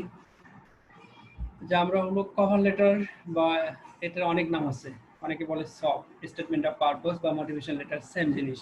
এবং আমি এখানে যেটা হাইলাইট করবো মেইনলি যারা একাডেমিক আশেপাশে অ্যাপ্লাই করবো তাদেরটা হাইলাইট করে এখানে বলা আছে। তো এটা আসলে কি জিনিস? এই কভার লেটারটা হলো যে এটা একটা ডকুমেন্ট যেটা আমরা অনেক সময় আমাদের সিভির সঙ্গে পাঠিয়ে দিই, যে এখানে অতিরিক্ত তথ্য যেটা আমার আসলে সিভিতে যেভাবে বলতে চাই সেভাবে বলতে পারিনি এবং আমার স্কিল এবং এক্সপিরিয়েন্সকে শেয়ার করার জন্য। এবং এটা আমার কাছে অনেক ক্ষেত্রে মনে হয় যে আমাদের মানে আমরা যখন কোর্টে উকিলরা কথা বলে না যে অনেক ডকুমেন্ট দেওয়ার পরে তাদের কিন্তু মুখে বলতে হয় যে আমরা ডকুমেন্ট সাপ্লাই করছি, তারপরে যুক্তি দিয়ে বোঝাই দিতে হয়। সেই যুক্তি দিয়ে বোঝানোর জায়গাটা হলো কভার লেটার। যে আমি সিভি পাঠাইছি, সিভিতে আমার সব তথ্য আছে, এই তথ্যগুলো কিভাবে কাজে লাগে আমি ব্যাখ্যা করবো, সেই ব্যাখ্যা করার জায়গাটা হলো কভার লেটার। যে আমার এই ডকুমেন্টটা দিয়ে কেন আমি জাস্টিফিয়েবল, কেন আমি এটার জন্য সুইটেবল, মানে নিজের যুক্তিগুলো তুলে ধরা বা ব্যাখ্যা করা। ওই কভার লেটারটা আসলে আমাদের কোথায় কোথায় লাগে যেটা বললাম একটু আগে যে আমাদের হায়ার স্টাডির জন্য এটা একেবারেই এসেনশিয়াল, যে হায়ার স্টাডিতে লাগবেই এটা একেবারে। এরপরে যে কোনো জবের ক্ষেত্রেও এখন কভার লেটার চাই। বাংলাদেশের শুধু সরকারি যে জবগুলো এগুলোতে অনেক সময় এখন তাও লাগে না, অনলাইনে হয়ে গেছে। আগে আমরা যখন অ্যাপ্লাই করতাম তখন লেখা থাকতো যে অমুক পত্রিকা মাফক জানতে পারলাম কিছু সংখ্যক লোক নিয়োগ হবে, সেখানে আমি অ্যাপ্লাই করতে আমার সিভি পাঠিয়ে দিলাম। এখন আসলে এই যুগ শেষ হয়ে গেছে। প্রাইভেট চাকরিগুলোতে এখন সুন্দর কভার লেটার তারা চায় যে আপনারা একটা মোটিভেশন বা কভার লেটার দেবেন, এবং সেখানেও লিখতে হয় সুন্দর করে কভার লেটার। এরপরে অনেক সময় এটাকে প্রসপেক্টিং জব পজিশন, অনেকে আমরা প্রফেসরদের অনেক সময় ইমেইল করি যে আপনার কাছে যে আমার কাছে আমি অন্য জায়গায় অ্যাপ্লাই করতে চাই, তোমার কাছে কোনো পজিশন আছে কিনা। তখন একটা মোটিভেশন লেটারই লিখতে হয় আসলে আলটিমেটলি। আমি একটা প্রফেসরকে ইমেইল করাটাই একটা আসলে কাইন্ড অফ মানে কভার লেটার, যে আমি তাকে ভদ্রভাবে আস্ক করব যে আমি এটা নিয়ে কাজ করতে চাই, তোমার কাছে কোনো পজিশন আছে কিনা। অর্থাৎ ফিউচার ওপেনিং বা অনেক ক্ষেত্রে পোস্টডক অ্যাপ্লিকেশনের ক্ষেত্রে দেখা যায় যে প্রফেসর এখানে কন্ট্যাক্ট করে যে আমি এটা নিয়ে কাজ করতে চাই, তুমি এটা নিয়ে কাজ করতেছো, আমি তোমার এখানে কোনো কাজ করার সুযোগ আছে কিনা জানার জন্য নিজের পজিশন ব্যাখ্যা করা, এটাকে কভার লেটার বলা হয়। আরেকটা হলো এক্সপান্ডিং ইউর নেটওয়ার্ক, যে আমি একটা সিমিলার কাজ করতেছি একাডেমিক জবে, দেখা গেল আরেকজন সেম কাজ করতেছে, তার সঙ্গে আমার কোলাবোরেশন করার ইচ্ছা আসলে, কারণ তার সঙ্গে আমি ইন্ট্রোডিউস কি হবো, তাকে আমি একটা ফর্মাল ইমেইল করলাম, সেখানে একটু ব্যাখ্যা করলাম যে আমি এটা নিয়ে কাজ করতেছি, আপনি এটা নিয়ে কাজ করতেছেন, আমাদের কোনো ফিউচার একসাথে কাজ করা যায় কিনা। এই ক্ষেত্রেও আমাদের যেটা ঘটে এটাকে আমরা কভার লেটারের মধ্যেই বলি আসলে। আমি আজকে যেটা মেইনলি হাইলাইট করবো সেটা হলো আসলে আমাদের যখন তোমরা যেহেতু ম্যাক্সিমাম এখন আমরা গ্রাজুয়েট স্টুডেন্ট, যে মাস্টার্সের স্কলারশিপের জন্য কি অ্যাপ্লাই করতে গেলে কি করতে হয় সেটার উপরে কভার লেটার বা মোটিভেশন লেটারের উপরে। এবং অপটিমাম লেন্থ এগুলোর ক্ষেত্রে বলা হয় যে কভার লেটারের বা মোটিভেশন লেটার অনেক ক্ষেত্রে লিখে দেওয়া থাকে যে 500 ওয়ার্ডের মধ্যেও লিখে দাও। যদি না থাকে তাহলে এটা একটা স্ট্যান্ডার্ড যে 500 ওয়ার্ড হলো মাস্টার্সের স্কলারশিপের জন্য 500 ওয়ার্ড এনাফ, এবং পিএইচডির ক্ষেত্রে 1000 শব্দের মধ্যে একটা মোটিভেশন লেটার লিখতে হয়। এটা হলো নর্মালি বলা হয় যে 1 পেজ। এমএস ওয়ার্ডে যদি আমরা 1 পেজ লিখি এটাকে বলা হয় যে 500 শব্দ 1 ওয়ার্ড। আবার যদি কেউ স্পেসিং কমায় দিয়ে করে লেখে সেক্ষেত্রে বারো শব্দ বেশি ধরবে, কিন্তু এটা একটা স্ট্যান্ডার্ড ফরম্যাট আছে, একটু পরে আসতেছে আসলে। এখন আমি স্টেট চলে যাচ্ছি যে আসলে যে কি কি থাকতে হবে একটা কভার লেটারে। এটা একেবারেই বেসিক্যালি আমার মতামত যে একটা এই 5টা সেকশন অবশ্যই থাকা উচিত কভার লেটারে। এখন প্রথম যে সেকশনটা দেখছি যে আমি যে হয় you are interested for the position, তুমি কেন এই চাকরির জন্য বা এই পজিশনের জন্য বা এই স্কলারশিপের জন্য কেন অ্যাপ্লাই করতে চাও বা এই সাবজেক্টে কেন তুমি পড়তে চাও। এই এইটা কিন্তু অনেকে মানে এমন না যে নিজে ইন্ট্রোডিউস করা যে আমি অমুক, আমার বাবা অমুক, এটা না। শুরুর প্যারাগ্রাফটা একটু ক্রিয়েটিভ ওয়েতে হইতে পারবে। যেমন আমি যদি একটা উদাহরণ বলি, আমি একটা সিভি দেখছিলাম এরকম যে একটা ছাত্র আমেরিকান পার্ডু ইউনিভার্সিটিতে অ্যাপ্লাই করবে, সে কিসে অ্যাস্ট্রোফিজিক্সে পড়বে এবং সেখানে পড়ছেও। তার কভার লেটারটা আমি দেখছিলাম, সে কভার লেটার শুরু করছে সে কিভাবে, আমি যদি বাংলা এরকম বলি যে সে যখন ছোট ছিল তখন সে মাঠে গরু চড়াইতে যাইতো। গরু চড়াতে যে মানে আমাদের মাঠে বাচ্চারা শুয়ে থাকে না, ঘাসের উপর শুয়ে থেকে আকাশের দিকে তাকায় তাকায় সে তারাদের দেখে তার মাথা ছিল অত দূরে কি জিনিস আছে, মানে তখন থেকে তার আগ্রহ জন্মাচ্ছে সে তারা নিয়ে পড়বে। মানে ইনোভেশনটা চিন্তা করুন, সেটার সঙ্গে লিঙ্ক করছে কি সে অ্যাস্ট্রোফিজিক্স পড়ার আগ্রহটা জন্মাচ্ছে তার ওখান থেকে। সুতরাং এটা যেটা বলছে যেটা ইনোভেটিভ ওয়েতেও মানে আইডিয়াটা এক্সপ্লেন করতে হবে যে আমি এটার প্রতি কেন ইন্টারেস্টেড, যে আমি জেনেটিক্সে পড়তে চাই কেন আমি পড়বো, বা আমি এই জিনিসটা নিয়ে অ্যাকোয়াকালচারে পড়তে চাই কেন আমি এটা নিয়ে পড়তে চাই, আমার ইন্টারেস্টটা কেন এখানে, কখন আমার ইন্টারেস্টটা জন্মাবো। এটার সঙ্গে জীবন ঘনিষ্ঠভাবে যদি উদাহরণ দিয়ে দেওয়া যায় যে হ্যাঁ এটা নিয়ে আমি পড়তে যাচ্ছি। অথবা যদি আমাদের এখানে যদি গাইনিক ইকোনমিক্স আছে যে ফুড প্রাইসিং নিয়ে নিয়ে যে আসলে ফুড বিজনেস নিয়ে যে কোথাও দেখা গেলো ফুডের ক্রাইসিস হলো, ফার্মাররা 10 টাকা বেচতেছে, এখানে আমরা কিনতেছি 50 টাকা, মাঝখানে 40 টাকা মিডিল ম্যান। কেউ যদি মনে করে সে অর্থনীতি নিয়ে পড়বে, সে একটা উদাহরণ দিতে পারে যে আমার বাবা কৃষক ছিল বা আমার দেখছি যে কৃষকরা আসলে এত কষ্ট করে ফলায়, তারা পায় 30 টাকা 10 টাকা, যারা ব্যবসা করতেছে কনজিউমাররা পাচ্ছে 50 টাকা, মাঝখানে মিডিল ম্যানরা 2 ঘন্টা বা 3 ঘন্টা বা একদিন সময়তে বেশি বেনিফিটটা নিয়ে যাচ্ছে। সুতরাং ইকোনমিক্সের কোথায় কি গ্যাপ আছে এটা নিয়ে জানার আমার আগ্রহ তখন থেকে, আমি এটা নিয়ে ইকোনমিক্স পড়ার আগ্রহ। জাস্ট আমি কথাগুলো বললাম যে এটা একান্তই তোমার নিজের ক্রিয়েশন, তুমি নিজে তৈরি করতে পারো যে তোমার জীবনের সাথে সম্পর্ক নিয়ে বা তোমার পার্সোনাল ওয়েতে। এটা হলে এটা সবসময় ভালো হয় যে একটা তোমার ক্রিয়েটিভিটিও এখানে তৈরি হয় এবং তোমার সবার লেটারটা সামহাও অন্যদের থেকে আলাদা হয়। কারণ সবাই যদি একই জিনিস একই স্টাইলে লেখে তখন এটার মধ্যে আসলে আর আলাদা করার কিছু থাকে না। সুতরাং এই জায়গাতে বি ক্রিয়েটিভ, এবং কভার লেটারটা এগুলো তোমার জায়গা যেখানে তোমার একেবারে সুযোগ আছে যে তোমার ধরো যে সবারই সবকিছু সেম, তোমরা দুই বন্ধু ক্লাস 1 থেকে মানে গ্রাজুয়েট পর্যন্ত একসাথে পড়ছো, মোটামুটি সবারই সব জায়গাতে একইভাবে ছিল, রেজাল্টটা মোটামুটি ধরে নিলাম এক্স্যাক্টলি সেম, দুজনের মধ্যে আমাকে একজনকে নিতে হবে। সেই ডিফারেন্সটা মেক করবে সেটা হলো কভার লেটারটা। কারণ এই গল্পটা তোমার গল্প, তোমার ফ্রেন্ডের গল্প না। দুজনের অ্যাচিভমেন্ট সেম হতে পারে কিন্তু দুজনের ওয়ে অফ অ্যাচিভমেন্ট অবশ্যই আলাদা। সুতরাং এই ওয়ে অফ যে অ্যাচিভমেন্ট, তোমার যে আলাদা ওয়ে, সেটাকে বলার জায়গাটাই হলো এই কভার লেটার। সুতরাং এই জায়গাটা তুমি ইউজ করা উচিত সবার। কিন্তু এটা আমার এমন না যেটার জন্য আমি এক প্যারাগ্রাফ লিখে ফেলবো একবার 500 ওয়ার্ডের, তা না। এটা খুব শর্টলি 4-5টা সেন্টেন্সের মধ্যে ইউনিকলি আমাকে লিখতে হবে। এবং যদি পিএইচডির ক্ষেত্রে হয় তখন তো আরো একটু বড় দেখা যায়, যেহেতু বললাম যেখানে ওয়ার্ডের লিমিটেশন কম বা বার্নিংসটা কম, 1000 ওয়ার্ড পার করলেও অনেক ক্ষেত্রে সমস্যা হয় না। কিন্তু মাস্টার্স ক্ষেত্রে জাস্ট ইন্ট্রোডাকশনটা এমনভাবে হতে হবে যাতে যে পড়বে সে যাতে ইন্টারেস্টেড হয় যে হ্যাঁ ছেলে তো কিছু ভালো লেখছে, দেখি কি লেখছে সে, আসলে তার গল্পটা দেখি বা পড়ি। তো এটাই হলো শুরুতে একটা থ্রো বা কেমন একটা দেওয়া যে যারা তারা বিশ্বাস করে যে পরে আরো ভালো কিছু আসতেছে, ঠিক আছে, বা তাদেরকে আগ্রহটা রাখা। কেননা যারা বিশেষ করে স্কলারশিপের যখন অ্যাপ্লিকেশন হয় মিনিমাম একটা সাবজেক্টের জন্য ইরাসমাসে 4 থেকে 5টা অ্যাপ্লিকেশন তাদের করতে হয়, অনেক ক্ষেত্রে হয়তো বেশিও হতে পারে, এখন কম্পিটিশন দিন দিন বাড়তেছে। যদি তারা 4-5টা মোটিভেশন লেটার করতে যায়, যদি গদ বাধা দেখে তখন আগেই বাদ দেয়। আর যদি কিছুটা ক্রিয়েটিভিটি থাকে তখন হয়তো একটু সময় দেয়। কারণ এই মোটিভেশন লেটার বা সিভি পড়ার জন্য তাদের কিন্তু 10 মিনিট সময় নেই। আমি হয়তো ঘন্টার পর ঘন্টা সময় দিয়ে একটা সিভি বানাইলাম, খুবই আমার খুবই ভালো হয়েছে, কিন্তু যে এমপ্লয়ার তার কাছে কিন্তু এটা গুরুত্ব খুবই কম, 10 সেকেন্ড বা 20 সেকেন্ড হয়তো 30 সেকেন্ড থেকে সিভিটা ফেলাই দেবে। সুতরাং এমন কিছু থাকতে হবে এই সিভি বা কভার লেটারে যাতে 30 সেকেন্ডের মধ্যে তাকে অ্যাটাক করতে পারে, সে যাতে 30 সেকেন্ডে এমন কিছু পায় যাতে পরবর্তী 1 মিনিট বা 2 মিনিট সেখানে ব্যয় করে। সেই জায়গাটা হলো কভার লেটারের এখানে, যে আমি এখানে এমন কিছু দেব যাতে সে বিশ্বাস করে যে না এই কিছু লিখছে, এটাকে সময় দেওয়া যায় আমার। বুঝতে পারছেন জিনিসটা? এরপরে 2 নম্বর যে প্যারাগ্রাফটা, এটা হলো আসলে আমার সেন্স এটা হলো মেইন পার্ট। যে প্রথমটায় তুমি তাকে মোটিভেট করলে তোমার মোটিভেশন লেটারটা পড়ার জন্য তোমার একটা ইনোভেটিভ ওয়ে দিয়ে, তারপরে এটা সে তোমাকে লজিক্যালি এক্সপ্লেইন করতে হবে যে কেন আমার এটা দরকার, কেন আমার চাই ভালো কেউ নাই এখানে, যে আমার ফ্রেন্ডের রেজাল্ট একই রকম কিন্তু তার চেয়ে আমি ভালো কেন। এই ক্ষেত্রে যেটা অনেকেই ভুল করে সেটা আমি দেখি যে অনেকেই লিখে দেয় যে আমার রেজাল্ট অমুক, আমি ফার্স্ট ছিলাম, আমি সেকেন্ড ছিলাম, এই বিশ্ববিদ্যালয় থেকে পাশ করছে, এই সেই। Don't do that. এটা তোমার সিভিতেই আছে। সে যদি তুমি কোন বিশ্ববিদ্যালয় থেকে পড়ছো, কত সিজিপিএ পাচ্ছ, তোমার বিশ্ববিদ্যালয় সে সিভি থেকে দেখতে পারবে যে তুমি 4 এর মধ্যে 4 পেয়েছো না 3.9 পেয়েছো বা কত পেয়েছো, সিভিতে আছে। এখানে লেখা তোমার দরকার নেই। কিন্তু দেখা যাবে কিভাবে যাবে, ধরো তুমি ফিশারিজে পড়ছো বা ডিভিএম পড়ছো বা এগ্রিকালচার পড়ছো, জেনেটিক্সে অ্যাপ্লাই করতেছো। এখন তুমি সামাও দেখলা যে তোমার সিজিপিএ 3.90, কিন্তু তুমি জেনেটিক্স যদি দেখো সেই জেনেটিক্স সাবজেক্টে তোমার হলো 3.92 বা 93, তখন তুমি এভাবে বলতে পারো যে হ্যাঁ আমার জেনেটিক্সের প্রতি এতটাই আগ্রহ আগে থেকে, তুমি অ্যাপ্লাই করছো জেনেটিক্সে, যে এতটাই আগ্রহ যে আমার আন্ডার গ্রাজুয়েট লেভেলে আমার যদিও অ্যাভারেজ 3.92 কিন্তু আমার জেনেটিক্সের অ্যাভারেজ হলো 3.92। অর্থাৎ তুমি তাকে একটা এক্সপ্লেনেশন দিলে যে তুমি আসলে জেনেটিক্সটা পছন্দ করো, এবং ইন দ্য সেম ওয়ে তুমি তোমার রেজাল্ট আবার মনেও করায় দিলা। বুঝতে পারছো জিনিসটা, যে তুমি একটু দিতে পারো এখানে, কিন্তু একটু ঘুরাই দিতে হবে। তুমি সরাসরি যদি দাও যে আমার রেজাল্ট 3.92 এর জন্য আমি ভালো, এটা এভাবে এখানে বলা যাবে না, একটু ঘুরায় দিতে হবে।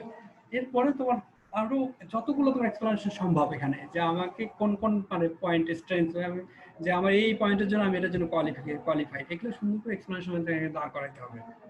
যে কোন সাবজেক্ট তুমি কখন পড়ছো, তোমার সাথে কিভাবে এটা রিলেভেন্ট তোমার কেরিয়ারের, বা তোমার কোন কোন কোয়ালিফিকেশন আছে যার জন্য এটা কাজে লাগতে পারে, এটা 1 থেকে 150 ওয়ার্ডের মতো সুন্দর করে লিখতে হবে। এবং আমি আবারও বলতেছি যে সিভিতে যা আছে প্লিজ ডোন্ট রিপিট দ্যাট। এটা কখনোই সরাসরি ভাবে রিপিট করো না, একটু অন্যভাবে হয়তো করা যেতে পারে। যেটা একটু আগে বললাম যে তুমি চাচ্ছ তোমার রেজাল্টটা খুবই ভালো তার সামনে নিয়ে আসার জন্য, তখন তুমি এইভাবে বলে দিতে পারো যে হ্যাঁ তুমি যে সাবজেক্টে অ্যাপ্লাই করছো এই সাবজেক্টের সিজিপিএ তোমার এত ভালো, সুতরাং তুমি দুটোই তোমার বলা হয়ে গেল। এরপরে 3 নম্বর যেটা দেখবে যে তুমি আসলে বুঝলাম যে তুমি এটা সুইটেবল, তুমি এটা থেকে ডিগ্রি নিয়ে কি করবা, তোমার ফিউচার প্ল্যান কি, সেক্ষেত্রে আমাদের এই ডিগ্রিটা কি কাজে লাগবে। সুতরাং তুমি জেনেটিক্সে পড়ো বা অ্যাকোয়াকালচার পড়ো বা যেটাই পড়ো, এটার পরে তুমি কি করতে চাচ্ছ, তুমি রিসার্চার হবা নাকি ইন্ডাস্ট্রিতে যাবা নাকি যাবা, সেক্ষেত্রে তোমার এটা কেন কাজে লাগবে, এটা তোমাকে ব্যাখ্যা করতে হবে যে তোমার ফিউচার ক্যারিয়ার প্ল্যানটা কি, এবং সেক্ষেত্রে এই ডিগ্রিটা আমাকে কিভাবে হেল্প করতে পারে সেই টার্গেট বা সেই কেরিয়ারটা অ্যাচিভ করতে। এই লিঙ্কটা অবশ্যই অবশ্যই থাকতে হবে, এবং এটা 1 থেকে 150 ওয়ার্ডের মধ্যে সুন্দর করে ব্যাখ্যা করতে হবে। এরপরে ফাইনালি যেটা, ফাইনালের আগে যেটা আর কি, যে তোমার পার্সোনালিটি, তোমার লাইফস্টাইল, তোমার পার্সোনালিটি সম্বন্ধে একটু জানা ভালো। যে আমি কেমন, আমি মিশুক নাকি ইন্ট্রোভার্ট, আমি সবার সঙ্গে মিশতে চলতে পারি, আমি গ্রুপে কাজ করতে পারি কিনা, আমি সোশ্যাল কিনা, আমি অ্যাক্টিভ কিনা, ভলান্টিয়ার কোনো কাজ করছি কিনা। এই কাজগুলো এইরকম না যে I am social, I am active, I am introvert, এইভাবে না। একটু আগে যেমন তোমার সিভিতে লেখা আছে তুমি ভলান্টিয়ার ওয়ার্ক করছো, ব্লাড ডোনেট করছো, তুমি এটাকে অন্য সুন্দর করে লাগায় রাখো হচ্ছে তুমি নরম মনের মানুষ। তুমি যখন শুনলা যে একজনের ব্লাড দরকার, তুমি সাথে সাথে ব্লাড দিতে চলে গেলা। ব্যাপারটা এরকম একটা উদাহরণ দিয়ে বুঝাও, বুঝতে পারছি, যে তুমি সবসময় অন্যের জন্য কাজ করতে পছন্দ করো, যার কারণে বিশ্ববিদ্যালয়ে আসার পরে তুমি অনেক সংগঠন, এই সংগঠনে যুক্ত হয়ে তুমি ভলান্টিয়ার কাজ করছো। এটাকে তোমার সোশ্যাল ওয়ার্ক, যে তুমি এক সোশ্যাল লোক, এটাকে সার্টিফাই করে। কোথাও তুমি এইভাবে এটাকে সুন্দর করে বর্ণনা করো। বা তুমি নিজে টিপটপ থাকতে পছন্দ করো, ঠিক আছে, আমার বন্ধু বান্ধবের সাথে যে এই জিনিসগুলো একটু উদাহরণ দিয়ে সুন্দর করে মানে সুন্দর করে লেখাটা হলো মানে নিজের সম্বন্ধে একটু জানানো যায়, এবং এটা কিন্তু জানাতে হবে। কারণ তুমি অ্যাজ এ পার্সন কিরকম সেটা তারা তোমার সিভি দেখে বা মোটিভেশন দেখে বুঝতে পারবে না। এই লেখাটুকু থাকলে তারা একটু আইডিয়া করতে পারবে, তখন তারা সিভির সঙ্গে মিলিয়ে দেখবে যে হ্যাঁ সেটা আসলে তো সোশ্যাল ওয়ার্কে অ্যাক্টিভ বা এইরকম বা একাডেমিক অ্যাচিভমেন্ট এইরকম আছে, ঠিক আছে। সুতরাং এরপরে ফাইনালি যেটা কখনোই অনেকেই আমরা করি না, যে এটা আসলে অবশ্যই করতে হবে, যে শেষে যায় যে তাদেরকে ধন্যবাদ দিতে হবে, thank you for your time, এই সিভিটা পড়ার জন্য ধন্যবাদ বা এই কভার লেটার পড়ার জন্য ধন্যবাদ। এরপর যদি তোমার কোনো তথ্য লাগে, I am ready to offer. অর্থাৎ তাদেরকে একটা ওপেননেস রাখে দেওয়া, যে তোমার সময় দিয়ে পরিস্থিতির জন্য ধন্যবাদ জানাই, শেষ পর্যন্ত যে আমাদেরকে জানায় রাখা যদি কোনো কারণে আরো যদি তথ্য লাগে আমার সঙ্গে কন্ট্যাক্ট করলেই আমি দেব, ঠিক আছে। এখন এইটা হলো মোটামুটি 5টা পার্ট। এরপরে যেটা থাকে আসলে, যেটা আমি এখানে লিখিনি, 2টা অপশন অনেকে, যে স্যার ডিএসআর লিখবো, তারপরে শেষে কি সাইন করতে হবে কিনা, আবার কি করব এই করবো, এটা সিভির ক্ষেত্রে এই ক্ষেত্রে কোশ্চেনটা সবসময় আসে। এটা আসলে ডিপেন্ড করে। আমার সাজেশন হলো যদি কেউ শুরুতে শুরু করে যে ডিএস স্যার দিয়ে শুরু করছে, ডিএস স্যার মানে সেলিব্রেশন দিয়ে, তাহলে অবশ্যই তাকে শেষে সিনসিয়ারলি ইয়ার্স লিখে সাইন করা উচিত। কারণ সে কাউকে সম্বোধন করে একটু ব্যক্তি হিসেবে, আপনি যদি লিখে দেখে শুরুতে যে মোটিভেশন লেটার, কভার লেটার অমুক, তাহলে আর কোনো কিছুই লাগবে না, শেষ করলেই হয়ে গেল, কোনো সিগনেচার লাগবে না, নিচে কোনো ডিটেলস লাগবে না, জাস্ট যেখানে থ্যাংক ইউ দেওয়া শেষ ওখান থেকে মোটিভেশন লেটার শেষ। কিন্তু যদি শুরুতে লাগে DS sir I am writing love love love, যেটা যেভাবে লিখুক, তাহলে শেষে এসে সিনসিয়ারলি ইউর্স লিখে সাইন করা উচিত। এই হলো কভার লেটার নিয়ে। কিন্তু দুটোর ক্ষেত্রেই যেটা একেবারেই সবসময় যে কভার লেটার হোক সিভি হোক, যে রিকোয়ারমেন্টটা বারবার করা উচিত। কখনোই এটাকে এমন না যে আমি একটা সিভি বানায় রাখছি সব জায়গাতে পাঠাই দিলাম, এটা তা কখনোই করা যাবে না এবং কখনোই এটা করো না। সব কিছুর জন্যই প্রত্যেকটা পজিশন তোমার সিভির একটা মেইন ফরম্যাট থাকতে পারে, হ্যাঁ তুমি এখান থেকে কপি করে যেখানে পাঠাবা তার জন্য সেভাবে টেইলরিং করো, যে কোন তথ্যটা আমার আগে যাবে, কোন তথ্যটা পরে যাবে, কোনটা বেশি ইম্পর্টেন্ট, কোনটা হাইলাইট করতে হবে, সেটা সেইভাবে টেইলরিং করা উচিত। কিন্তু সেটা কিভাবে বুঝবা? রিকোয়ারমেন্টগুলো জানলে বা পড়লে। এরপরে যদি কেউ বলে থাকে যে আমি আমাদের এই প্রেসক্রাইব ফরম্যাটে তুমি সিভি দাও, ইউরোপাস সিভি দাও, তুমি এই নর্মাল সিভি দিলে হবে না, কারণ সে চাইছে ইউরোপাস সিভি। সেই ফরম্যাটটা অবশ্যই ফলো করতে হবে। যা আমার সিভিটা দেখতে খুব সুন্দর লাগছে, তারা যা চাইছে তার চাইতে আমারটাই দেখতে ভালো, দরকার নেই, তোমার এই ভালোর কোনো মূল্য নেই তাদের কাছে, তারা যা চাইছে সেই ফরম্যাটে দিতে হবে। এরপরে যেমন মোটিভেশন লেটারের ক্ষেত্রে যেটা অনেক সময় থাকে যে লেখা হয়েছে যে 500 ওয়ার্ডের মধ্যে, এখন সে লেখছে 750 ওয়ার্ড অনেকে বা 800 ওয়ার্ড, লিখতে যে কমানো যাচ্ছে না, এটা করা যাবে না। অবশ্যই 500 ওয়ার্ডের মধ্যে, ওয়ার্ড লিমিটের মধ্যে, হয়তো 500 জায়গায় 510 20 হয়তো বা ওকে, 500 জায়গায় 350 আবার ওকে না, 450 থেকে 550 যাওয়া ঠিক না, 450 থেকে অথবা 520 অথবা ঠিক আছে। অনেক ক্ষেত্রে বলা হয় যে এক পেজ, তো সেই কিন্তু এমন ছোট করা যাবে না যে 300 ওয়ার্ডের মধ্যে আমি লেখা শেষ করছি, এত ছোট করা যাবে না, তার মানে তুমি অনেক কিছু নিজের সম্বন্ধে বলো নাই বা তোমার বলার কিছু নাই। আর যদি 550 দিকে যাও তাহলে অনেক ক্ষেত্রে বলা যায় তুমি ক্যাপাবল না তোমাকে এক্সপ্লেইন করা বা তোমাকে প্রেজেন্ট করার জন্য, মানে অর্গানাইজড হইতে। ওকে, সুতরাং আমাদের ওয়ার্ড লিমিটটা অবশ্যই এক্সপেক্ট করতে হবে।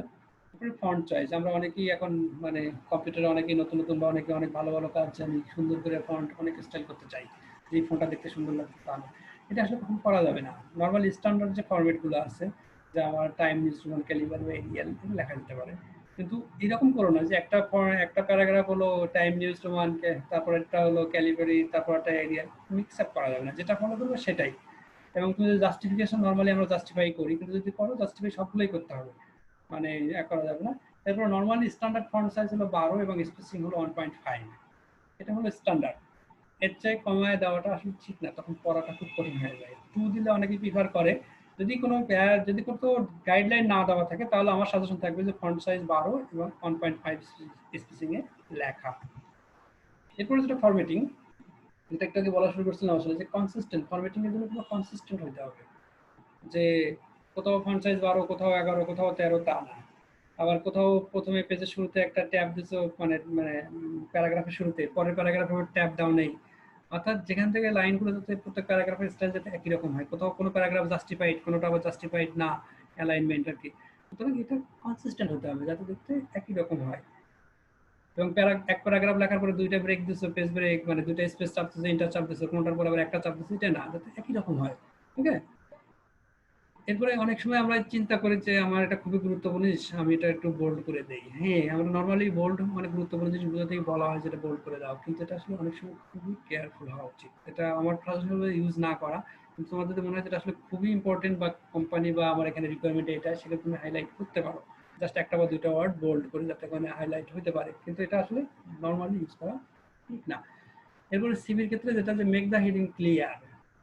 আমরা ধরো যে পার্সোনাল ইনফরমেশন শুরুতে লিখলাম, যেটাই লিখি, বা একাডেমিক প্রোফাইল, তো একাডেমিক প্রোফাইলে লেখাটা একটু বড় হতে হবে। যদি আমি নর্মাল লিখি 12, এটা 14 ফন্ট দিতে পারি, এটা বোল্ড দিতে পারি, যাতে হেডিংগুলো কেউ সিভিটা হাতে নিলেই চোখে পড়ে, এখানে একাডেমিক, এখানে এক্সপিরিয়েন্স, এখানে অন্যান্য এক্সপিরিয়েন্স, সবগুলো মানে হেডলাইনগুলো যাতে চোখে পড়ে। এটা নর্মাল ফন্টের সাথে, নর্মাল ফন্ট যদি 12 হয় এটা আমি 14 করতে পারি, 14 এবং বোল্ড করতে পারি, অথবা 12 দিয়ে বোল্ড করে দিলাম, তাহলে সে ইজিলি বোল্ডটা চোখে পড়বে যে এটা একটা হেডিং। এটা অবশ্যই ক্লিয়ারলি মার্ক করতে হবে। এরপরে কালার, আমি যে একটা সিভি দেখছি যে হেডিং গুলো একটু হালকা, খুবই হালকা কালার দেয় বা হালকা করে দেয়, খারাপ লাগে না, কিন্তু আমি আগে বললাম যে আসলে এটা করা ঠিক না, কারণ ইন্টারন্যাশনালি হলো যে স্ট্যান্ডার্ড বলা হয় যে ব্ল্যাক লেটার মানে ব্ল্যাক কালারের লেখা এবং পিছনে হলো হোয়াইট ব্যাকগ্রাউন্ড, আমাদের নর্মাল যেটা আর কি, এটি হলো সবচেয়ে স্ট্যান্ডার্ড। কিন্তু তুমি যদি এটাকে এমনভাবে ক্রিয়েটিভ ওয়েতে করতে পারো, হেডিং গুলো একটা ক্রিয়েটিভ কালার দিয়ে, যে হ্যাঁ এটাকে দেখতে ভালো লাগতেছে, অ্যাট্রাক্ট করতে পারো, সেক্ষেত্রে করতে পারো। কিন্তু আমি আবারও বলবো যে এটা করতে যে উপকার হওয়ার চেয়ে ক্ষতিটা হওয়ার সম্ভাবনাই বেশি, সুতরাং অ্যাভয়েড করাটাই হলো ভালো। কারণ তুমি হয়তো এমন কালার ইউজ করলা যেটা তোমার ভালো লাগতেছে, তার ভালো লাগতেছে না, আর তখন হয়তো তোমার ইমপ্রেশনই নষ্ট হয়ে যাবে, শুধু দরকার কি। ঠিক আছে। এরপরে যেটা যে আমরা যেহেতু নন নেটিভ স্পিকার, আসলে আমার ব্যক্তিগতভাবে নিজেরও অনেক সময় দেখো যে মেজর গ্রামাটিক্যাল ভুল থাকে, কিন্তু দেখতে হবে যে গ্রামাটিক্যাল এরকম যাতে মেজর না হয়, যে এত বড় ভুল করে বসে আছে যে যেখানে আমার আসলে এটা অমার্জনীয় ভুল, ঠিক আছে, এরকম কোনো গ্রামাটিক্যাল এরর থাকা যাবে না। এবং মাইনর কিছু ভুল হয়তো বা যেটা মানে নট নোটিসেবল, ইজিলি নোটিস করা না, যদি খুব ভালো একজন ইংলিশের টিচার পড়তে যায় তখন হয়তো নোটিস করতে পারবে যেটা একটা ভুল আছে, এবং তাও খুবই মাইনর লেভেলে সেটা থাকতে পারে। কিন্তু দেখো নর্মাল রিডার যদি পড়তে যায় বোঝে যে না ইজের জায়গায় আর দিছো, ওয়াজের জায়গায় ওয়ার দিছো, এরকম যদি মেজর ভুল থাকে তাহলে এটা একেবারেই আনএক্সেপ্টেবল। এবং তারপরে যেটা স্পেলিং এরর, এটা থাকাই যাবে না, এটার জন্য কোনো মাপ নাই, কোনো স্পেলিং এরর থাকা যাবে না। চেক অ্যান্ড চেক, আমাদের এখন ওয়ার্ডেই চেক করা যায়, তারপরেও সাজেশন হলো যে অন্য কাউকে দিয়ে এটা চেক করে নেওয়া, যে কাউকে তোমার বন্ধুকে দেওয়া, কোনো স্যারকে দেওয়া, স্যার একটু দেখে দেন ঠিক আছে কিনা, এটাতে কোনো সমস্যা নেই, ঠিক আছে। এরপরে আমরা যেটা নর্মালি যে সিভি পাঠাই, যে আমি একটা সিভি চাইলাম তোমার কাছে, সিভি পাঠাই দিলে ওয়ার্ড ফরম্যাটে, এখন তোমার ওয়ার্ডের হলো ভার্সন 2007, আমারটা 2016, অথবা আমারটা 2016 আমি পাঠাই দিলাম, যার কাছে পাঠাইলাম সে হলো 2007 ইউজ করে।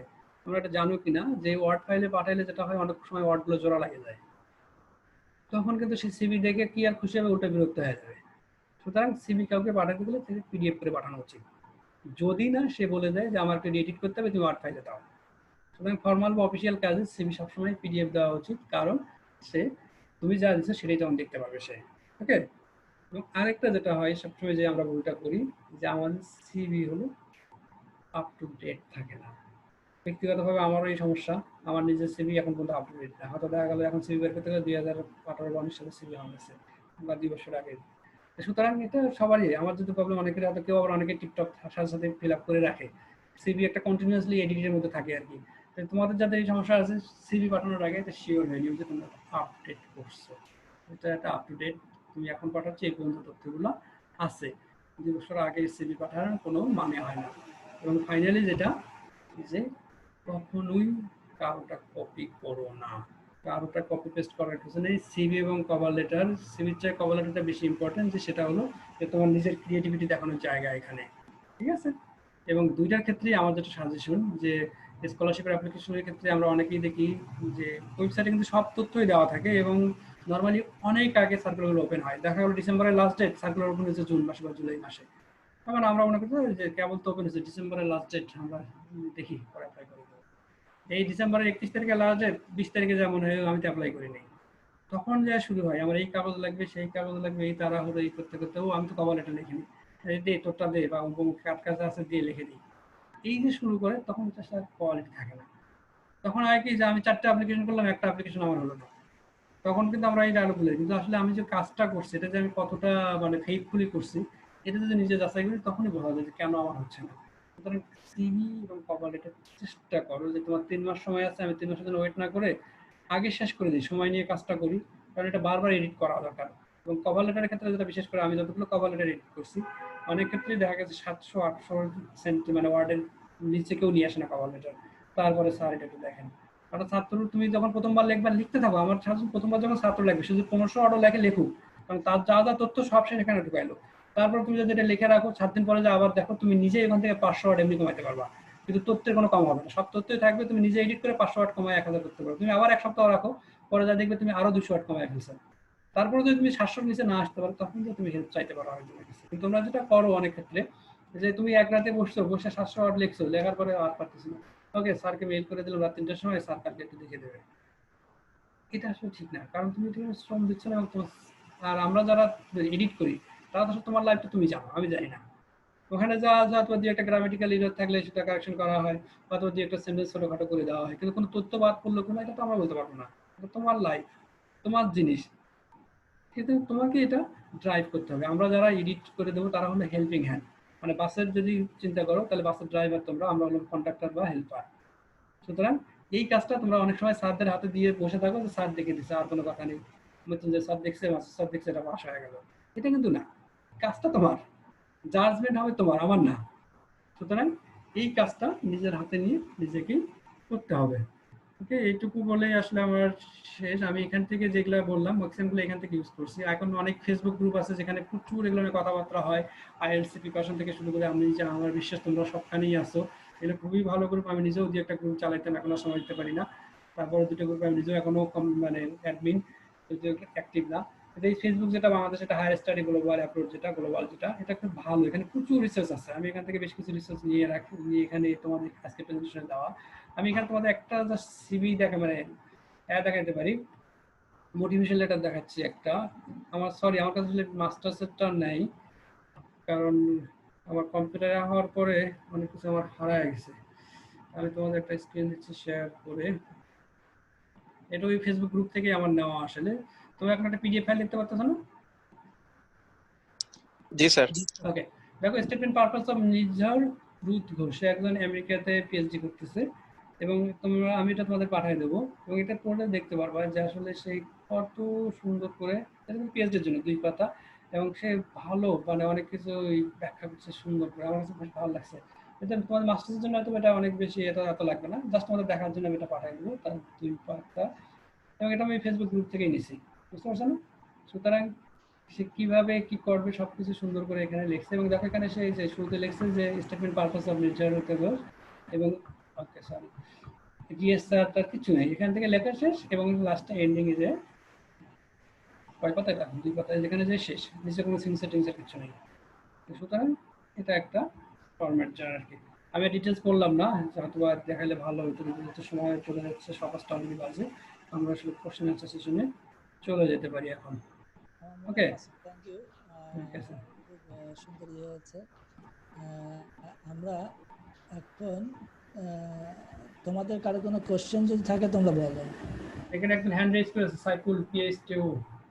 এবং স্যার আমার শোনো, আমি বলি একটু, তোমরা আমাদের অনেকটা সময় চলে গেছে, তো তোমরা কোশ্চেন করবা, খুব রিলেভেন্ট কোশ্চেন। আর স্যার যেভাবে বুঝিয়েছেন আমার মনে হয় যে সবকিছু একেবারে ক্লিয়ার হয়ে গেছে। তো এখন বলো, খুব সংক্ষেপে বলবো। স্যার আমরা যে ট্রেনিং এর বা প্রফেশনাল স্কিলের ক্ষেত্রে যে স্যার আমাদের সিস্টেমটা দেখাইছে, যে বিভিন্ন পয়েন্ট আউট করে দিছে, যে নেম, তারপর ডিউরেশন, তারপর ইনস্টিটিউশন বা কোনো প্রতিষ্ঠান, তো ওই জায়গায় দেখা যাচ্ছে যে ইউরোপ আছে, যে আমরা যেটা দেখছি সেটা হচ্ছে যে প্রত্যেকটা আলাদা আলাদা ভাবে আইডেন্টিফাইড করা, কিন্তু আমি যদি প্যারাগ্রাফ আকারে দেই তাহলে কোনো প্রবলেম হবে?